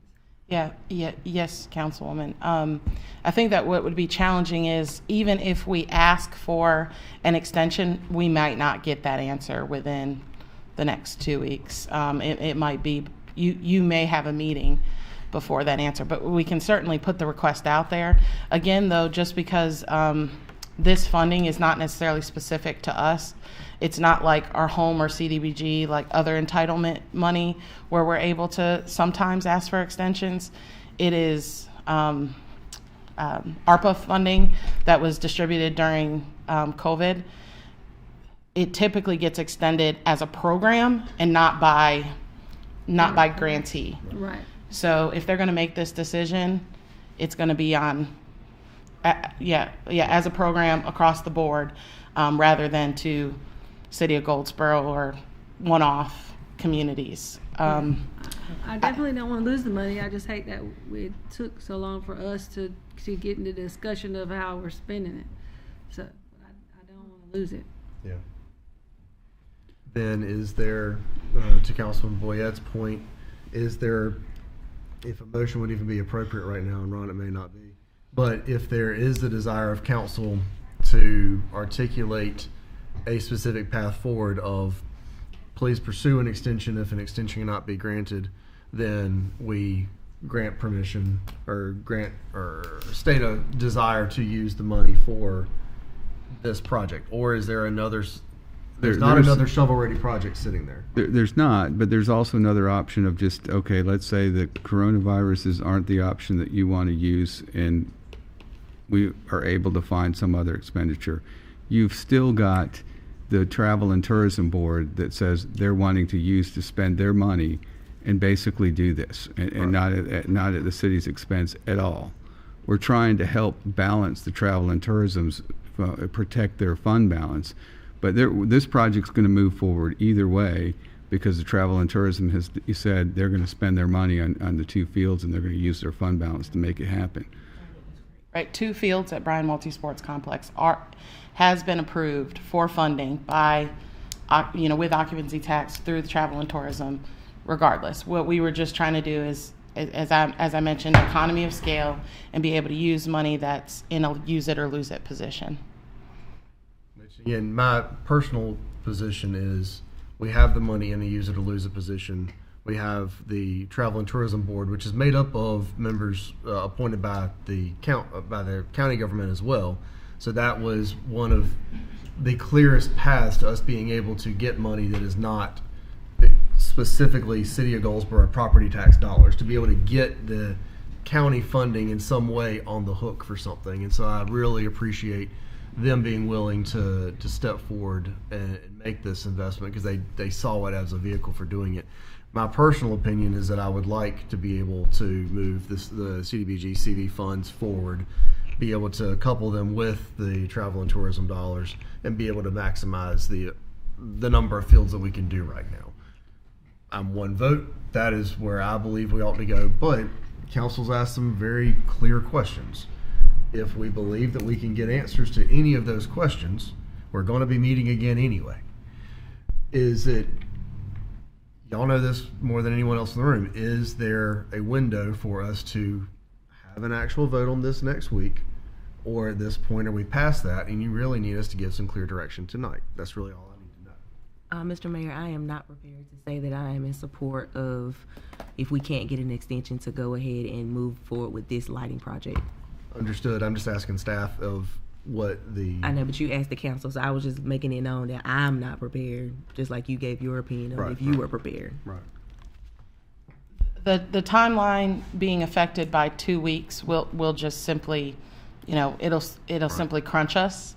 I don't know that it makes it impossible waiting 2 weeks. I'm not going to chicken little it, so badly to say that 2 weeks will, affect our timeline that drastically. However, it's going to eat up our cushion, so to speak. So, for example, at the next council meeting, if we had clear direction, we could come forth with substantial amendments to the annual action plan and the consolidated plan, like you all have had to do recently with the home monies, and that would move the needle forward on us being able to get this project moving along. Again, I don't know that 2 weeks dramatically affects it, but it will certainly eat up our window and put us in potentially a precarious timeline. I think we can. I agree with Kellyanne. We can defer this decision, but it's not necessarily impacting budget adoption, and it's getting thrown into that, and it doesn't need to be. But what we can do is bring back some other potential options. But that's been the challenge for us, is finding shovel-ready eligible projects for this type of expenditure. It's not like, okay, this qualifies, why don't we do this? It's more like it's really hard to find a project at this point in time that's shovel-ready that we can go forward with. But we will do our best to bring you back some options if there's any, and also talk about the feasibility of how we can spend our coronavirus funds, period, without necessarily just what we think our options are. And then we'll need a decision right away as far as that goes, so that we can say, because right now I'm hearing, I don't even know if there's a majority of this board really that feels like they want to spend it on lighting. If that's the case, that's fine. We know that. I'd rather know that than us spinning our wheels and trying to say, okay, we think this is a good project, the city council supports it. I'd rather know you say now, we don't think lighting's a good idea with it. We won't do it, because I kind of thought that you guys thought that was the case, that maybe you felt like lighting was good. Right. So then, yes, sir. Well, based on the conversation that we had at the work session or whatever, I agree. I thought that the consensus was that we thought that was a good spend. But to the other end of the table's point, if we can find something else to possibly do with the money, then I'm okay with looking at that, and let's see what we can do with the money. But I sort of agree with it. We need to go ahead and give direction to staff to say, in my opinion, and as the mayor said, we need to go ahead and say, if you can't find anything else to do, then go ahead and do this, because we don't want to lose it. I'm willing to put that in the form of a motion and give staff direction, because we're not saying don't look at other items. We're saying, or my intent with that motion is, don't lose this. If you can't find something else to bring back to us, then I want to make a motion to approve it. All right. Motion has been made. Ms. Reese, do you mind making sure that you have a clear articulation of the motion in the notes? Obviously, you've got it on video. So the motion would be, if you don't mind stating as concisely as you can, so we make sure we know exactly what we're discussing. To approve staff to spend these funds as discussed for fully providing lighting at the Bryan Multisports Complex, if there's no other option available. I think that would satisfy everyone at that point. All right. Motion's been made. Is there a second?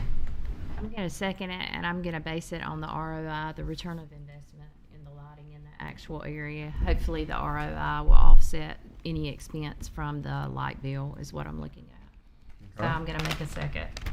All right. So motions are made and properly seconded. So now we're in the discussion stage. I still think that there needs to be, clarification to questions that have been asked. And just my debate here. I think that, again, I'm going to vote in favor of this, but I think that some good questions have been asked about the finances of the month-to-month carrying costs of additional lights. Assuming they're running for 6 hours a day, what does that look like? I think those are very reasonable questions that should be answered, and I would still like that information regardless of the outcome of this vote. I would still like that information to be distributed to council before our next meeting. We've been working on that. We're about ready for that. So. Okay. All right. Is there any other debate? Hearing none, we'll call the vote. Please vote electronically if possible.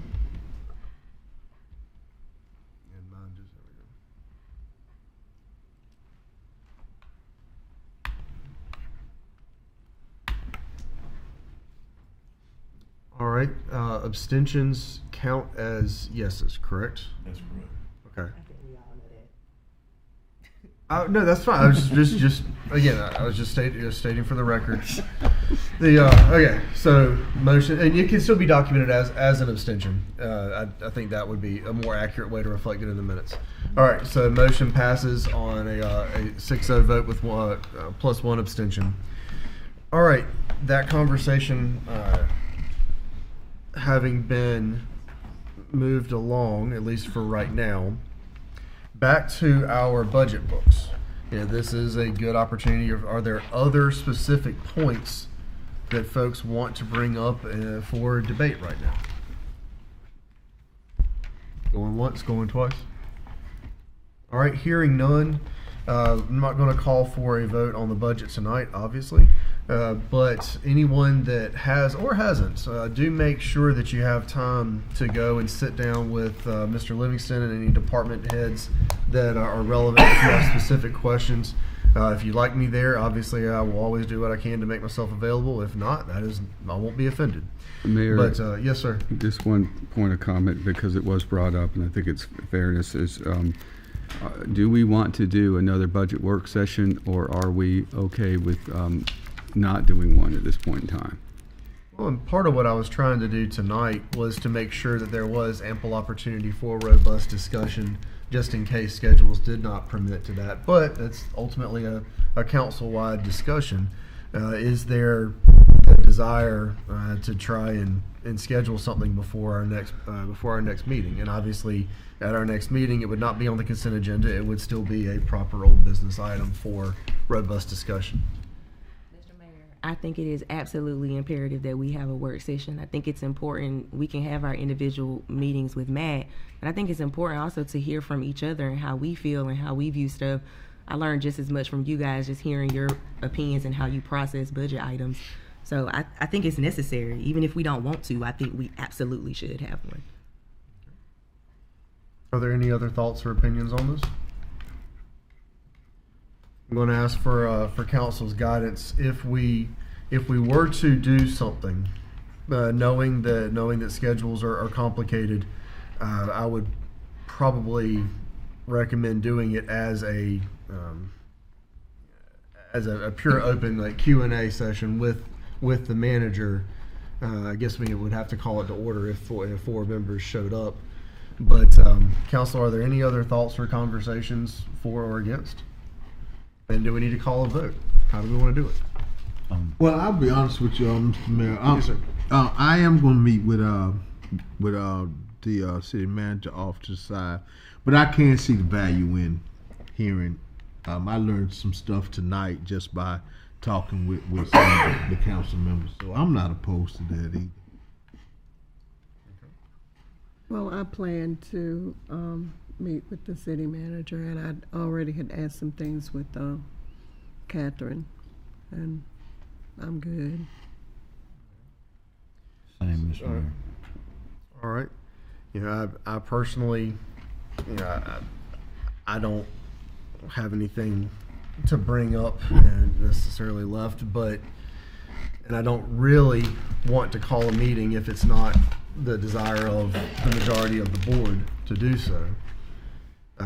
So it's also an issue of transparency for our people. I get it. You guys got it. Fine. Your questions are being answered. Fine. But we also had our first work session to discuss this budget without the cameras on. I have never heard of that before, and I've been sitting up here for almost 7 years. There was no cameras in that room when we first discussed this budget. So the opportunity that we can have to have some transparency, because these questions that I'm asking are not just for Brandy, they're for everybody that I represent, and they're for everybody who's listening. So for us to say, oh, I'm fine with the budget as is. I don't even think that's a fair position for you to take. Not out loud when everybody, this is going to affect everybody. This ain't our money. This is the people's money. And we need to discuss it. We've always done that. Yes, I ma'am. am good with what I are. am saying is I am good with discussing my questions with Matt and Catherine. Now, what I discuss and say, I do share with my district. And they give me feedback. I have no problem with being transparent because I always have been. That has never been an issue. I also think it's a terrible use of time of our staff to have all of these meetings that could last for hours when we can sit there at one time, because your question may be my question too. So now our staff is answering the same question 7 times. That's ridiculous and not even a good use of their time. And I think we should consider them as well, how they have to really prepare this budget. And now they got to carve out all of this time to sit here and answer our questions. I'm glad that they do that. Thank you to both of you who do that, and to the department heads who now have to get pulled off their jobs to come and answer our questions too, when we can just do it at one time. I got Councilwoman and then Councilman. Councilwoman. I personally don't mind either way. If we schedule a meeting, then I'll be glad to come. So, can we schedule a meeting and then those of us that want to come? I mean, can we do it like that? Because I mean, I don't mind either way.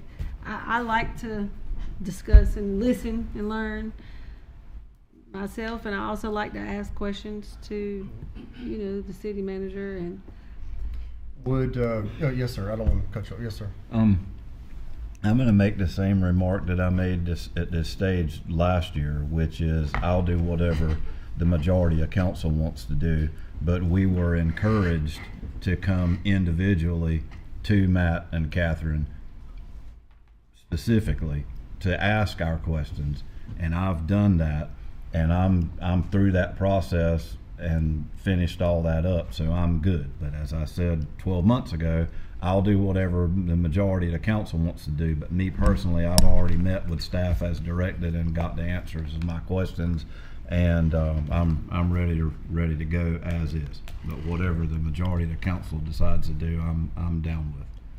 Let me Yes, ma'am, please. let me make this very clear. I like one-on-one. I like sitting and talking with the both of you. Now, do I care if we have another meeting? It is fine. But like I said, I like meeting and talking with Matt, and I like meeting and talking with Catherine. I like that one-on-one. If the council wants to have another meeting and listen to what everybody has to say, I have no problem with it. But I want you to understand me, that I like the one-on-one. So then, it sounds like our path forward is to look at calendars. We'll ask the clerk to see if we can find some times, and if 4 show up, then we'll gavel it in. We'll make sure that those who are the most desirous of having the meeting, that their availability is prioritized, and then we'll make sure that as much information can be shared as possible. I'm not going to ask folks to pull out their phones and look at their calendars this evening, but we'll get on that first thing tomorrow morning, if that's okay. Mr. Mayor, if I Yes, may, ma'am. Yes, at ma'am. our last meeting, we already said that we were going to choose a date on our calendar. And I am taking a huge offense to the word "if" being thrown across this dais. If people want to show up, if we can find the time. We come to these meetings on Monday to sit at this dais when the cameras is on, the smiling green. I know we can find time. There's stuff that we got on our calendars, all this, and people make time. The fact that you guys are saying whoever wants to come, if you can Well, come. but we also have to recognize. I wasn't finished, Mr. Mayor. That is, to me, that is offensive to those of us who are gonna make the investment to be there, and to all the people who voted for us to be there. It's important. We make time for everything else, and y'all throwing out if and whoever wants to come, and if your schedule allows. Those are not the type of words that we say across this dais, and I'm offended by them. I think it's also wildly inappropriate to imply that someone cannot do their job of ensuring that they are working for strong financial oversight for this city when the cameras are not rolling and when they're having conversations directly with council heads and directly with the manager. That's how you took it. That's not what I said. That's how you took it. That's your perception. And I respect your perception. But that is not what I said. That's not what I said. That's not what I said, Mr. Mayor. Understood. Thank you. Okay. Our next piece on this, and then actually no, before we leave this, council, what we will ask to do is we'll ask the clerk to reach out to council members in the morning and let's find some calendar availability. We can either do a doodle poll or we can do whatever the right thing is there, including just calling and asking. But we'll ask the clerk to please call and get some dates and times tomorrow morning. All right. If it is okay with council, let's move to section 9 on our agenda. Let's move to item 9.1. It is a Jeep Show and Shine Special Olympics of North Carolina Torch Run street closure request. Mr. Livingston, I'll yield to you on this one. Thank you, Mr. Mayor. This is a street closure, as you mentioned, for 200 block of South Center Street, both lanes from Chestnut Street to Spruce Street. Date of the event is June 13th, 2006, from 10 a.m. to 1 p.m. Setup time from 8 a.m. to 2 p.m. It is anticipated to be a fairly large event, as most of you are probably aware. It's a fundraiser by the Goldsboro Police Department, for those of you that may be not aware of that, for Special Olympics and a law enforcement torch run. Jeeps pay an entry fee and will be judged at the event. All proceeds go for the SONC Law Enforcement Torch Run. So because it is a Center Street closure, it does require City Council endorsement, for lack of a better term. All right. Is there? Would you like to pull up the application and walk through it, or is there anyone to do so? Yeah, there was one that. No, I mean. Oh, it's just the application that's in the packet. Okay. All right, council, on this one, I know we're familiar with this event. It has happened in the past as well. Are there conversations to be had? Hearing none. Yes, ma'am. If there's no conversations, can I make a motion? Yes. Okay. If there's no conversations, then I'd like to make a motion to approve, please. Second. All right, motion has been made and properly seconded to approve the application presented under item 9.1. Is there any debate? Hearing none, we'll vote electronically if possible. All votes having been cast, motion passes unanimously.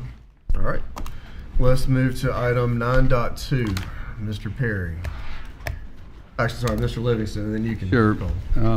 Thank you, Mr. Mayor. Just a brief summary on this.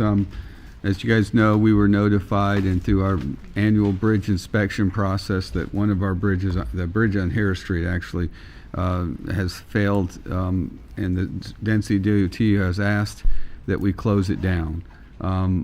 We're not really happy about that, but we also know there are things, repairs that we're having to do, so we've started to move in that direction to assess what damages are there, what's the structural condition of the bridge, and hiring someone to do this and what our options are. So tonight, Jonathan Perry is going to brief you on that and where we stand and what our recommendations are. Sorry, just trying to get that right. Good evening, Mayor and Council. We're going to do things a little bit different tonight. I do have a presentation, and then I'm going to bring the laptop over and we're going to look at it on Google Maps kind of real time and kind of show how we're going to try to set up the message boards and stuff like that. So I don't know if you're aware or not, but the city does own and maintain 6 bridges throughout the city. We've got Berry Street, Harris Street, Best Street, Wayne Avenue, Retha, and Slocum Street. So part of the federal and state bridge inspection program, DOT they perform biannual bridge inspections for us. So we just got ours done this year in 2026, so we won't get them again until 2028. On April the 1st, we received a letter from Stantec there who performed the work for DOT. They found 4 critical finds on the Harris Street Bridge. They give us 10 days to set up a repair plan and 45 days to have the work completed. Obviously, we don't have anybody on staff, so we had to reach out to an on-call engineer, and we just didn't meet the time frame. So that's kind of why we are where we are today. We did reach out to Weatherall. Weatherall's going to perform the engineering work for us. They're going to put together the plan, and they're going to put together the design work to try to get this thing fixed for us. So this is kind of where it's at. It's between South Andrews and South Madison. It's a 30-foot long bridge that was built in the 60s.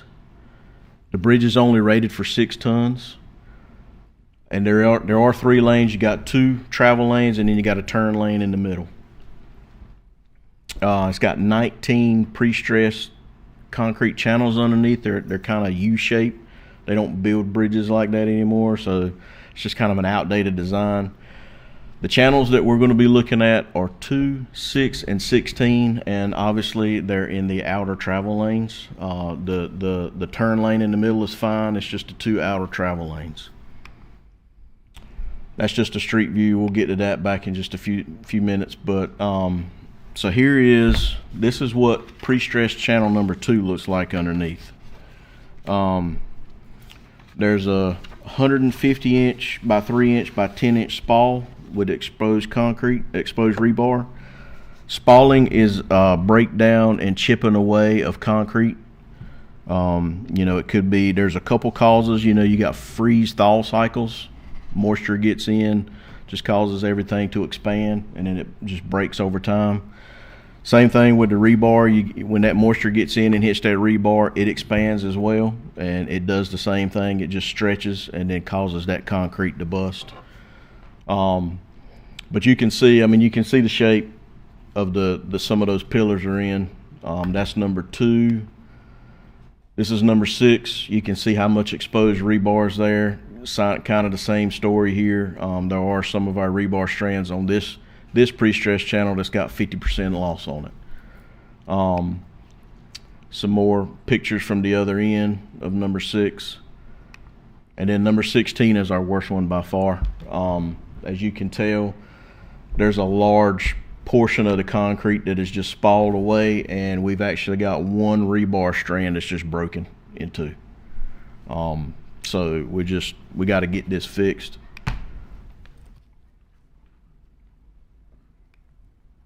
I do have it set up for questions right here, but I do want to pause on the questions and move over to the laptop and then just kind of show some other things real quick.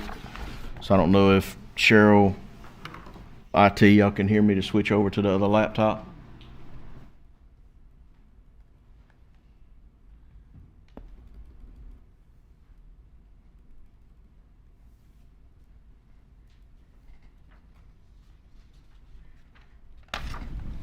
I got it up now, Cheryl, if you want to bring it back up.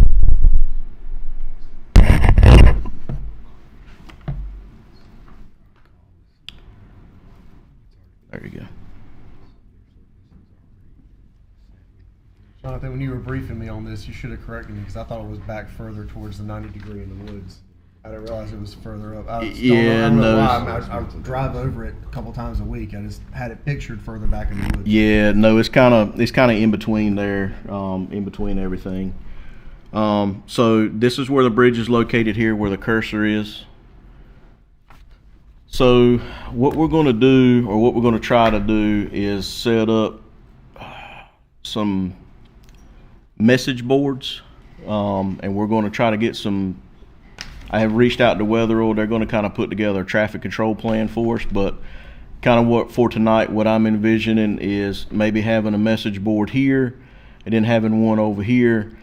And that's to keep that truck traffic. We're going to try to keep the bridge open for pedestrian vehicles, passenger vehicles, I guess I should say, not pedestrian vehicles, but for passenger vehicles and your larger trucks that are 6 tons and more. We're going to try to keep them off of Harris Street altogether. And we're going to set up message boards on either side of Slocum facing each way and just kind of send them down all the way Slocum down to Ash. And on the other end, we're going to come down, and kind of my vision here was to maybe set something up here towards Elm Street or towards Berkeley and get everybody to turn down Spence and just go that way instead of going all the way down Elm, because as you're aware, Elm Street's already closed there because we have a sewer issue, which hopefully by this week or early next week they're going to be starting on. But just a caveat there, just throw that in there. But anyway, so we're going to kind of send them down there, and then, you know, the large truck traffic can go down Ash Street and go anywhere they need to go from there. So that's kind of the quick and dirty where we are. I don't know if y'all have any questions or. Jonathan, can you go through the design timeframe? Yeah, so they're looking at probably 5+ months. They got to go out and they want to do their own site inspection, look at everything. Then they're going to put together a design, get us that 10-day repair plan, get that back over to DOT, and then they're going to work through the design. Then we got to go out bids, so I'll be coming back again to go through the bid process and award the bids. You know, there is going to be another component of this coming later. You know, what we want to do with the bridge. When I went out there when the guy was inspecting from Stantec, and he told me this bridge probably had a 5-year lifespan left on it. So we've got a larger decision to make. This is just a temporary fix, just to get it back operational and up and running. So there is more to come on this on the back end. We're probably going to have to replace it. I've talked to our engineer Weatherall about, you know, just getting out of the bridge business altogether and maybe going box culvert. They're saying that may be a little more expensive. I don't know. That's just the back of the napkin. They're just trying to figure it out, looking at aerials and stuff. So they haven't actually come here yet and looked at it. So once we get to that point, we're going to kind of discuss further what needs to be done. So, Council, I want to give Jonathan and crew a lot of credit. When I was first briefed on this, DOT was saying you need to close the thing or make it one way right there in the middle. Correct. And you guys taking the time to go back and look at this thing and say, okay, this is a heavily trafficked corridor. How can we get the truck traffic off of it so we don't have safety concerns, right, immediate safety concerns, keep traffic flowing? I really appreciate you taking the time and going back and look at that. I realize that the easy, most risk-adverse thing would have been DOT says, do this, and we do it, period. Right. And if you believe in your heart of hearts that that is what needs to happen from a citizen safety standpoint, you say it, I'm confident this council will back you on that. Right. But if there's a way to keep that heavily trafficked corridor flowing and get the truck traffic diverted, I appreciate you going back and figuring that out. All right, Matt, you were saying, sorry. Well, I think a couple things. One is that, it's important what kind of design we look at as far as the repair goes. And I wouldn't want us to repair this bridge. I think we need to, if we're going to be doing something, we need to see if we can try to seek some funding somewhere. And I've asked our MPOs to look at that, but the reality is there might not be any money there. But rather than do a short-term repair, I think, if we're looking at a bridge that's already past its life or right there at its life cycle, then I think things like Jonathan said, like the box culvert, which is essentially a large, and we might be able to use stormwater funds for something like that. So that would be able to, not really impact our general fund as much. At least some stormwater funds, right, to help offset those costs. We got to think through this some, and we just haven't had time to really think about it that much, other than what are we going to do as far as the traffic management end of it, and let's all of a sudden let's figure out a way ahead. But we've got to think the next step is how we're going to fund this, and what's the most sensible way to go forward with a long-term fix out here, not a type of fix that's going to last another few years, and then somebody's looking at spending more money because costs have gone up. Yeah, there is a water line at play here as well. It's kind of, well, it's not kind of, it is laying on top of the ground underneath the bridge. So we're going to have to directional drill that, and that's going to be costly as well. I mean, that's $250,000 right there just to do that. So it's going to be expensive either way, but we'll try to get it figured out. And that where we can use some utility funds for that, those right. costs or whatever. So this is things that we're thinking through.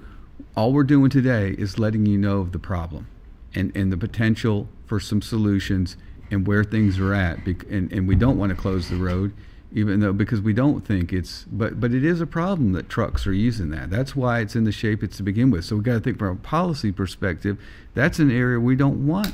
We need to have a truck route set up there. I was going to say that. That's a residential area. We don't need truck. We can set up a truck route from a policy perspective. We can say that we can start setting out no through trucks or whatever, and we can do the signage emergency now, but then we need a policy that says no through trucks. And it makes sense because we've got justifications. It's residential, as you alluded to, but we also have a bridge that's failing us. Excuse me. Yes, ma'am. I want to say, I know we're talking about the bridge, but this is the same situation that I have at North End. And even though it's not dealing with the bridge, those trucks, which we have talked about, those trucks are still going through that community, and it is damaging those roads. So we definitely need an ordinance, not just for the bridge, but for other areas too, Okay. and make sure that it is enforced. Well, that's a typical thing that you see nowadays, because it is amazing how much damage a truck, an 18-wheeler truck, can do, as opposed to that's like a vehicle going over something 30 or 40 times does about the same amount of damage as a truck does just once. Yes, sir. Do we have, or I remember from my law enforcement days, there was a city ordinance that was specific to no 18-wheelers on residential streets. Do we not have that in place in the city now? Well, it depends on which street. You have to have an ordinance. A city-owned street. Okay, I don't think it's because you've got a lot of delivery trucks and everything else. I don't think it's specific enough to really say this is no trucks allowed kind of thing. And honestly, we don't have any signage out there. So if there was an ordinance created, we didn't implement it right because we don't have the signage out there to direct people and say you can't come down this way. Because not only the signage, then we're going to have to enforce it so that we kind of set the tone, so to speak. Okay. Well, I'm glad this conversation jarred my. Caused that to be brought up, because that reason that light bulb popped on. Not only that, but I get complaints in my district pretty frequently about long distance truck drivers that come home to their residence, one would assume, and they're parking the trucks on the streets where there's not really, they shouldn't be doing that. And I always thought there was an ordinance that prevented that. So if there's not, then yes, we probably need to at least. I think we do have an ordinance for those 18-wheelers not to be parking in residential neighborhoods. What we don't have in this case right here is a truck route, say a no trucks prohibited. And that's a typical tool that municipalities use. Okay. Yes, sir. Hey, just a question. I can't remember if that bridge was classified. Was the classification of that bridge up there like 6 tons? Yeah, 6 tons. It was. Yeah. It was out clear. I just So the problem with that is the signs attached to the bridge. Okay. There's no approach signs. Okay. That says 6 tons. So that is once you're there, you're there. Yeah. I mean, once you're there, there's no turning around. But that is one of the recommendations. That's something else we want to look at. Yeah. That's right. Those classifications. That's right. All right. So we're just looking to brief you and say this is the plan, and we want to know if that's okay with you. We're going to try to keep it open. We believe that's our recommendation. We believe that with advance notices, and then we're going to come back and try to get you to adopt a no-through truck route. Yes, ma'am. Mr. Jonathan, one of the residents asked if the bridge is safe. So can you just out loud say the safety of the bridge for everyday travel for those? Well, I mean, I can't say for certain that the bridge is safe, but I mean, we're going to leave it open for passenger vehicles. Well, use the engineering term. There is no imminent failure point. Right. Use the Stantec Yeah. letter. Yeah. You're the engineer, not me. Yeah, no, I mean, I think it's safe for passenger vehicles? Yes. We're going to do everything we can to keep the larger vehicles that are rated over 6 tons off of the bridge so that it doesn't fail. Is that good or not? Thank you. You should try politics. Man, John, you're so the critical find letter purely states that they believe that the repairs need to be made, but is highly recommend repairs within 1 year. It does not say repairs imminent. This thing's about to fall. Right. If it said that, then it would truly say that. Right. It says priority maintenance, critical findings, highly recommend repairs within 1 year. That's to be very, very clear.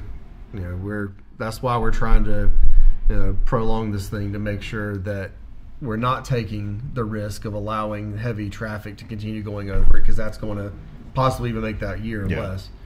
No, trying to take some reasonable precautions. But as far as general passenger traffic, the engineering study did not recommend stopping passenger traffic today. And I have been working with LaToya. She's aware of this. We're going to put out some kind of press release. We were just wanting to get through tonight to see what all was going to happen. But we can put that in there. We can reference the letter when we send it out. Yeah. I think that would be the right way to do it. Yeah. All right, so with that one, there is no vote to be taken. Any other comments or questions for Mr. Perry? Mr. Levis, anything further to add on this one? No, sir. Thank you. All right. Thank you, sir. All right, appreciate it. Thank you. Thank you. All right, let's step to our final item under section 9, item 9.3, Mr. Livingston. Thank you, Mr. Mayor. We have a report, and I apologize for you having to wait so long. I hope you learned a lot tonight. But for veteran stand-down, which is something that I think Councilman White, you're very familiar with that, and there's other cities in the state of North Carolina, particularly military host cities like Goldsboro is, that host these veteran stand-down events. So I wanted them to come and sort of brief the council and sort of let them know so you guys know what they're planning on doing, and just so you're informed. Thank y'all for being here, and I realize that you've now been here for almost 4.5 hours. Thank you for sticking with us tonight. It's an important gathering tonight, so thank y'all for being here. Well, first I have to say thank you all for your passion and your commitment to the residents and the beneficiaries, because I live in the county of Goldsboro. This is amazing. I appreciate all of you. So thank you so much. And so good evening to everyone. My name is Tracy Harriet, and I am a HUD-VASH Senior Case Manager with the Fayetteville Veterans Administration's Coastal Healthcare System. And my duty station is the Goldsboro Community Outpatient Clinic, located across on Hospital Road. And what we're here to talk about is our veteran stand-down. And so you won't get tied up in terminology. HUD-VASH stands for Housing and Urban Development Veterans Administration Supportive Housing. So that is my role with the VA. And we want to talk to you about partnering with the Veterans Administration, the New Hope Community Center of Wayne County, and the City of Goldsboro is partnering together to do a veteran stand-down. Our veterans, we don't want any veteran to live or die on the streets of our nation. In Goldsboro, we do face a homelessness crisis, and there are hardships. We have a lot of veterans because of course we have Seymour Johnson, and our veterans do stay here in our community, which is why I'm here. My father was stationed there, and so he retired here, and our family continued living in this community, and we love this community. But behind every need is a hero story, and they require rapid access to health care, housing, and baseline support to survive and recover. So my colleague Charmaine is going to continue. So my name is Charmaine Dees. I am the Healthcare for Homeless Veterans Outreach Social Worker. So what my primary role is I serve 5 counties, with Wayne County being the one that has the HUD Vets vouchers that she mentioned. Is I advocate for veterans to utilize the vouchers. I walk the streets. I collaborate with many communities and our partners to find veterans who are homeless or at risk for homelessness. So no veteran who has served should be homeless, but because of several different situations that may have contributed to the homelessness. So what our role is in the HUD Vets program is a housing first model. So our goal is to house every veteran experiencing homelessness, and then we can provide interventions that will link them with health care, medical needs, and any other services that are needed. So that is what we hope this stand down will do, is just kind of be a forefront to just kind of bring everyone together. So with this stand down, we hope to do it at the hub. We would like to close the street between Chestnut and Spruce, I think.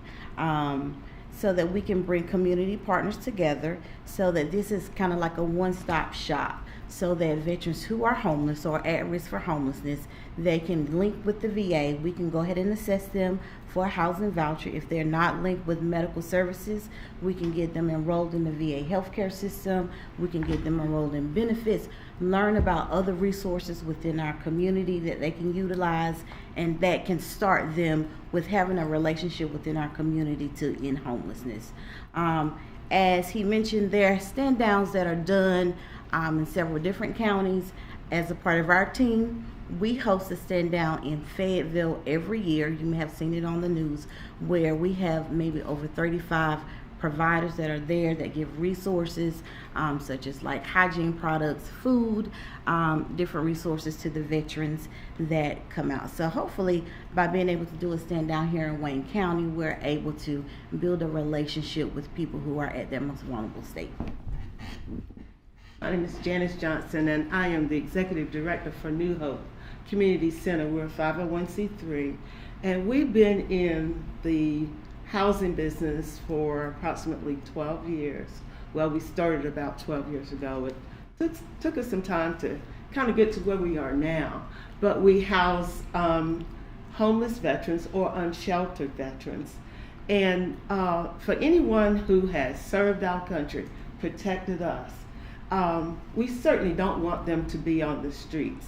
And so it has really been a privilege for us to work with the VA administration in order to get these individuals housed. So we're not just landlords, we are community. We build community. We have collaborate with several different organizations to make sure that all of their needs are met. And so the purpose of the stand down is to make sure if there are any veterans in this community who need that support, that they're able to come out, get that information, and we are able to do whatever it takes in order to get them housed.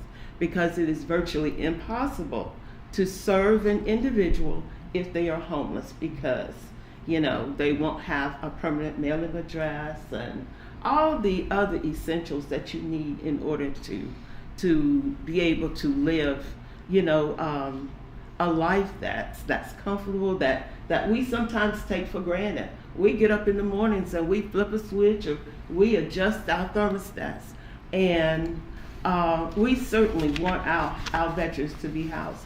So we are very pleased to be able to collaborate with the Veterans Administration. We're the first ones to bring tiny houses to Wayne County, and we're very proud of those units. And so our ultimate goal is to build a tiny house community. So you'll be seeing more of us as we journey on with our ambitious goal of building that community. And so right now we're hoping that we can target those individuals who are in the community who may need that support. So that is why we're here petitioning to you all. So we have put in the application to do a veteran stand down on July the 15th. What we are requesting is that the fees and the permit are waived, as well as the closure, as I mentioned, of the street, as well as provide the additional supports like police to help us carry out this event. We have already been collaborating with several community providers that are eager to help serve this population and work with us as we do this stand down. And this is our first one. We are hoping that we can collaborate with many providers and make this a success, and that we can continue to do this from here on out. Ultimately, you know, we just want to honor those who have served. As they mentioned, we are a military town. We want to give back to the ones that have protected us.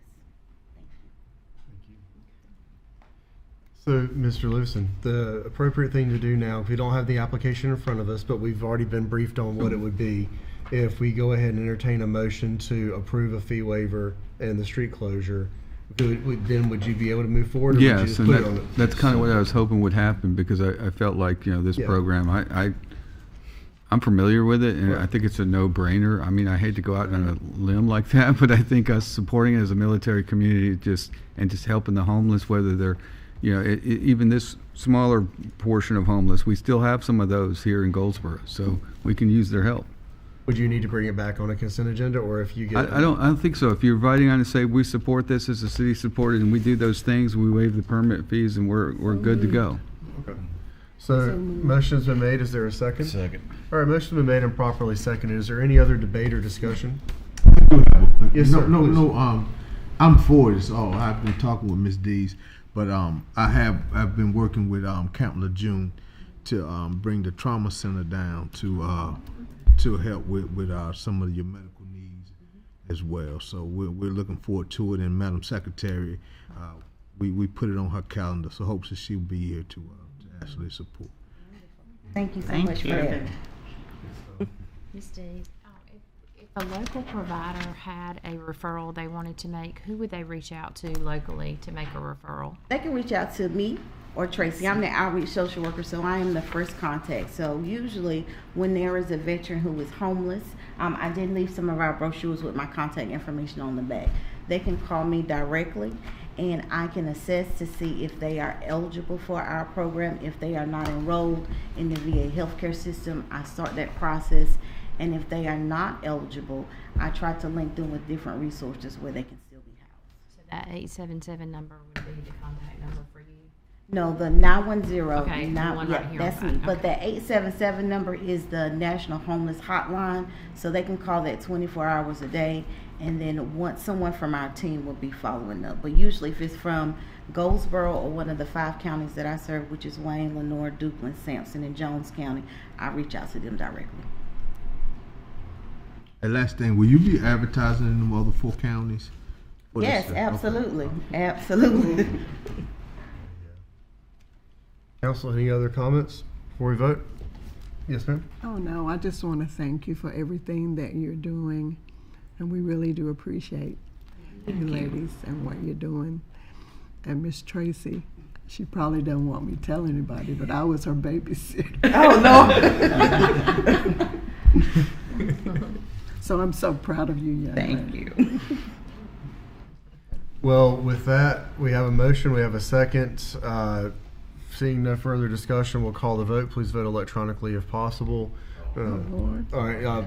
If not, do you mind to state your vote for the record? In favor? In favor. Yeah. Who are in this one? Oh, there you go. Now you're up. I had already closed out, so. Oh, perfect. And you're voting in. You're just stating your vote for the record? Yes. In favor? Okay. So all votes haven't been tallied. Motion passes. Let's have a no vote. Ladies, thank you all so much for your patience tonight as well as what you're doing. Thank you so much. Thank you.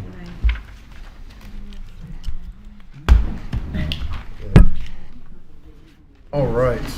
Let's discuss Section 10. Mr. Livingston, your manager's report. Nothing further to report, Mayor. Okay. All right. Then we'll go into comments in just a second. We'll let them exit, and then we'll move to council member comments. It is the second meeting of the month. And as is tradition, we'll begin with the councilman from District 6. Councilman White, floor is yours. Thank you, Mr. Mayor. I don't really have anything. I just hope that everybody have a safe and wonderful Memorial Day weekend. Enjoy all the festivities that are happening in our city. And thank you to all the city workers who are doing a fabulous job. I try to stop and give a pound anytime I see them out doing their thing. So that's all I have. Thank you, sir. Ma'am, floor is yours. No comment. All right. Ma'am, floor is yours. Mayor, I wanted to congratulate Councilman Chris Boyette for his award for Certificate of Municipal Dedication from the North Carolina League of Municipalities. We see you. I understand when I was speaking with some of those representatives that only 3 out of 1,000 of the attendees received that award. So I just wanted to say on behalf of the council that we're proud of you and thank you for your representation for the city of Goldsboro. Also, thank you to Pastor Terry Jones and the City Church for inviting me to come in to represent the council for National Day of Prayer. I enjoyed our time together. Extremely grateful. I hope that you guys will continue to make that an annual event. And then also Pastor Christian Powell and his team over at Faith Church that made us all feel so welcome at the National Day of Prayer and putting us with prayer partners that have agreed to pray for us for the rest of the year. So I just wanted to thank you for that. And then lastly, I want to congratulate the Goldsboro Police Department, our chief, for working so intentionally with the North Carolina SBI Internet Criminals Against Children Division.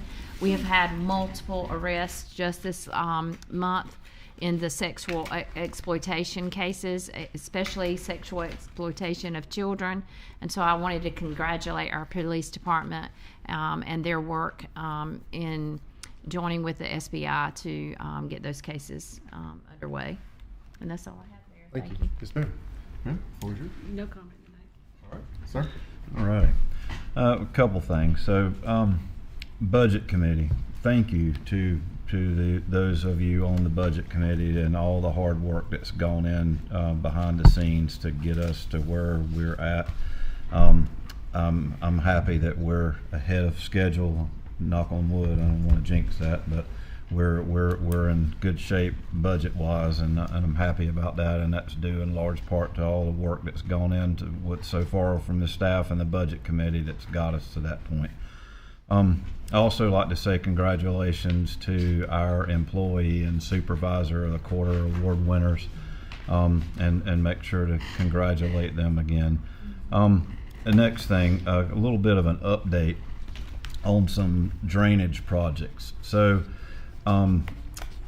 we have already voted and already had a vote on the Musgrave Manor drainage project that was something that Mayor Allen was trying to get done for that neighborhood and never was able to get that across the line because those things don't happen overnight. And when I got elected, even though that's Councilwoman Taylor's district, the folks in that neighborhood asked me to sort of try to pick that torch back up and get it across the line, and I did, and we did, and that was about $1 million project that the manager and staff figured out how to get that done in-house and got it done for a quarter of that, I believe, was the figure. So everyone in that neighborhood is extremely grateful for the city and finally getting that across the line, which brings me to the next one. That's another drainage project that's in my district that I got involved with trying to get something going with it back 2014, 2015. And as we know, the wheels turn awfully slow with these kind of things, particularly when it's DOT's involved.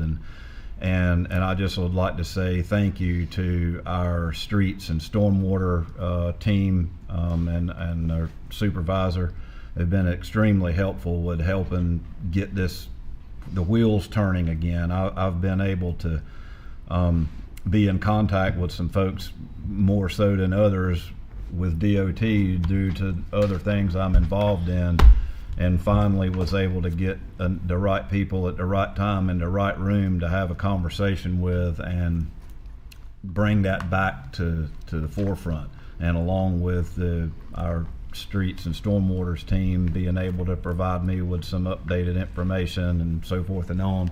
I'm happy to say that particular project has been approved. DOT's found the funding to do it, and it's being funded by DOT, not city funds. So that's over on Piedmont Airline Road. There's been a culvert there that runs under the road that's been deteriorated, damaged, and undersized. Well, it was first come to light in Floyd in '99, but it's been causing trouble with drainage in 2 different neighborhoods in my district all these years later. So that's they're out there surveying, and our city crews have cleaned I think probably about 3,500 foot worth of ditch line and coming and going from where this DOT project's happening. So it's been a group effort, but the good news is we got another major drainage project across the line. And I just wanted to point that out. I also like to say a special congratulations again to the Malpass brothers and being recognized, and us being able as a council to recognize them. You know, most of us have been knowing them a while, but their grandparents had a business in my district, in District 2, and those guys spent probably about 15 years ago now. They had a video on CMT that did very well and got a lot of traction, and ironically that video was filmed, the majority of it, in District 2 in Goldsboro. And that video, I think the name of the song was Memory That Bad. But if you YouTube that video and look, and there's Ash Street, and it's pretty cool that was they're part of the Goldsboro history, and I'm glad that they were recognized. As always, thank you to all of our hardworking city employees and staff. You're all valued and appreciated. The city could not run without you, and I sincerely mean that. And last but certainly not least, I would like to extend my sincere condolences to the Morgan family and the loss of Mr. James Morgan. Most people know him by Bo. He's a patriarch, as I'd like to say, of the Central Heights community, and the leader of the Central Heights community outreach program. That organization has done a lot of good. The torch has been passed to one of his children that's now president and heading that organization, and it's in good hands.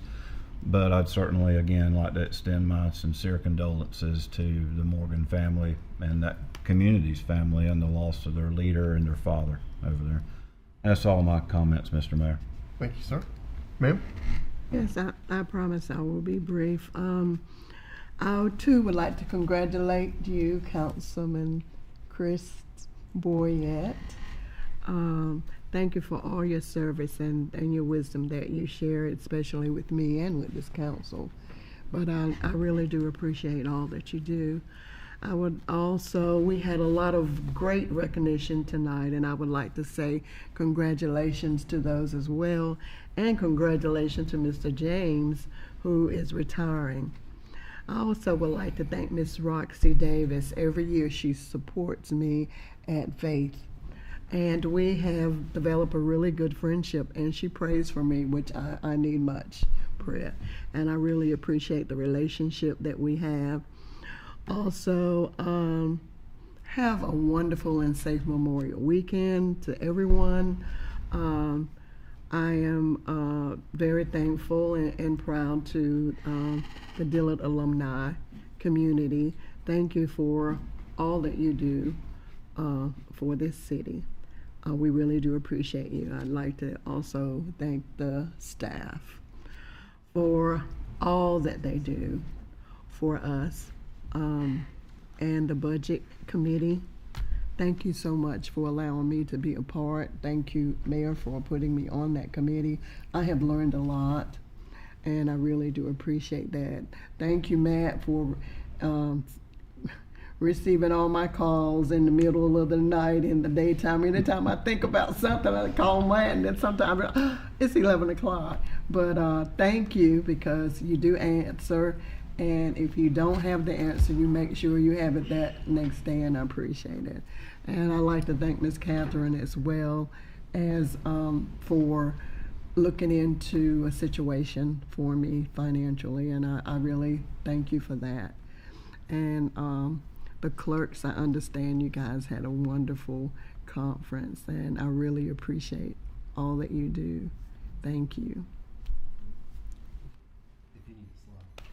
All right.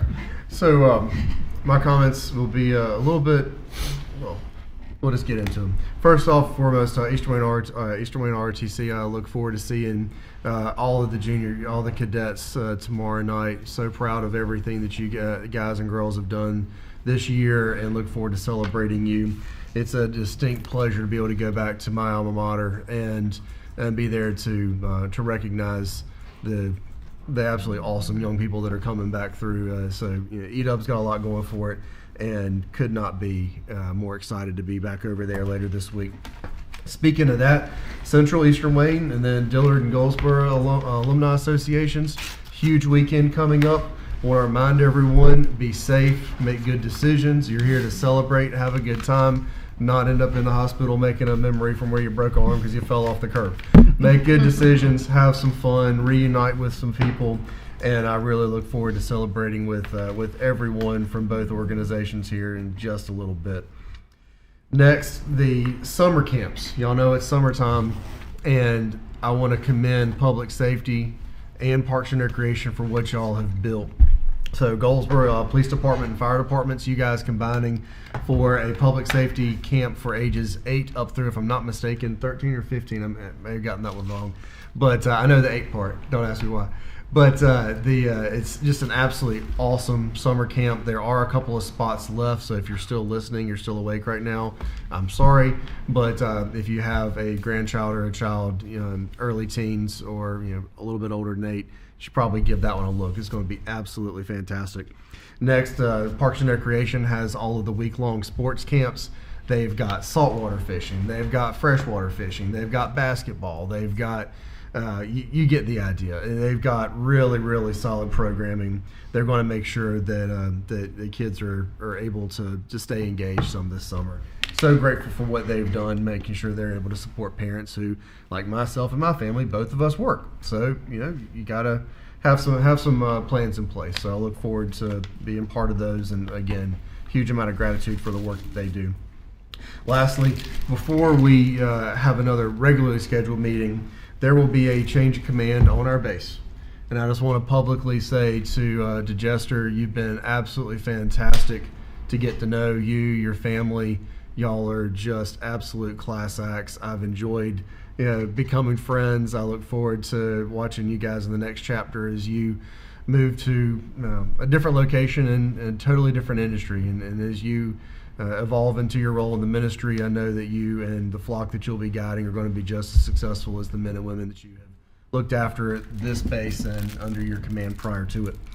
And Stitch, you got a heavy lift in front of you. It's a really strange time in the F-15E community, and global geopolitics are not getting simpler, and I look forward to working with you.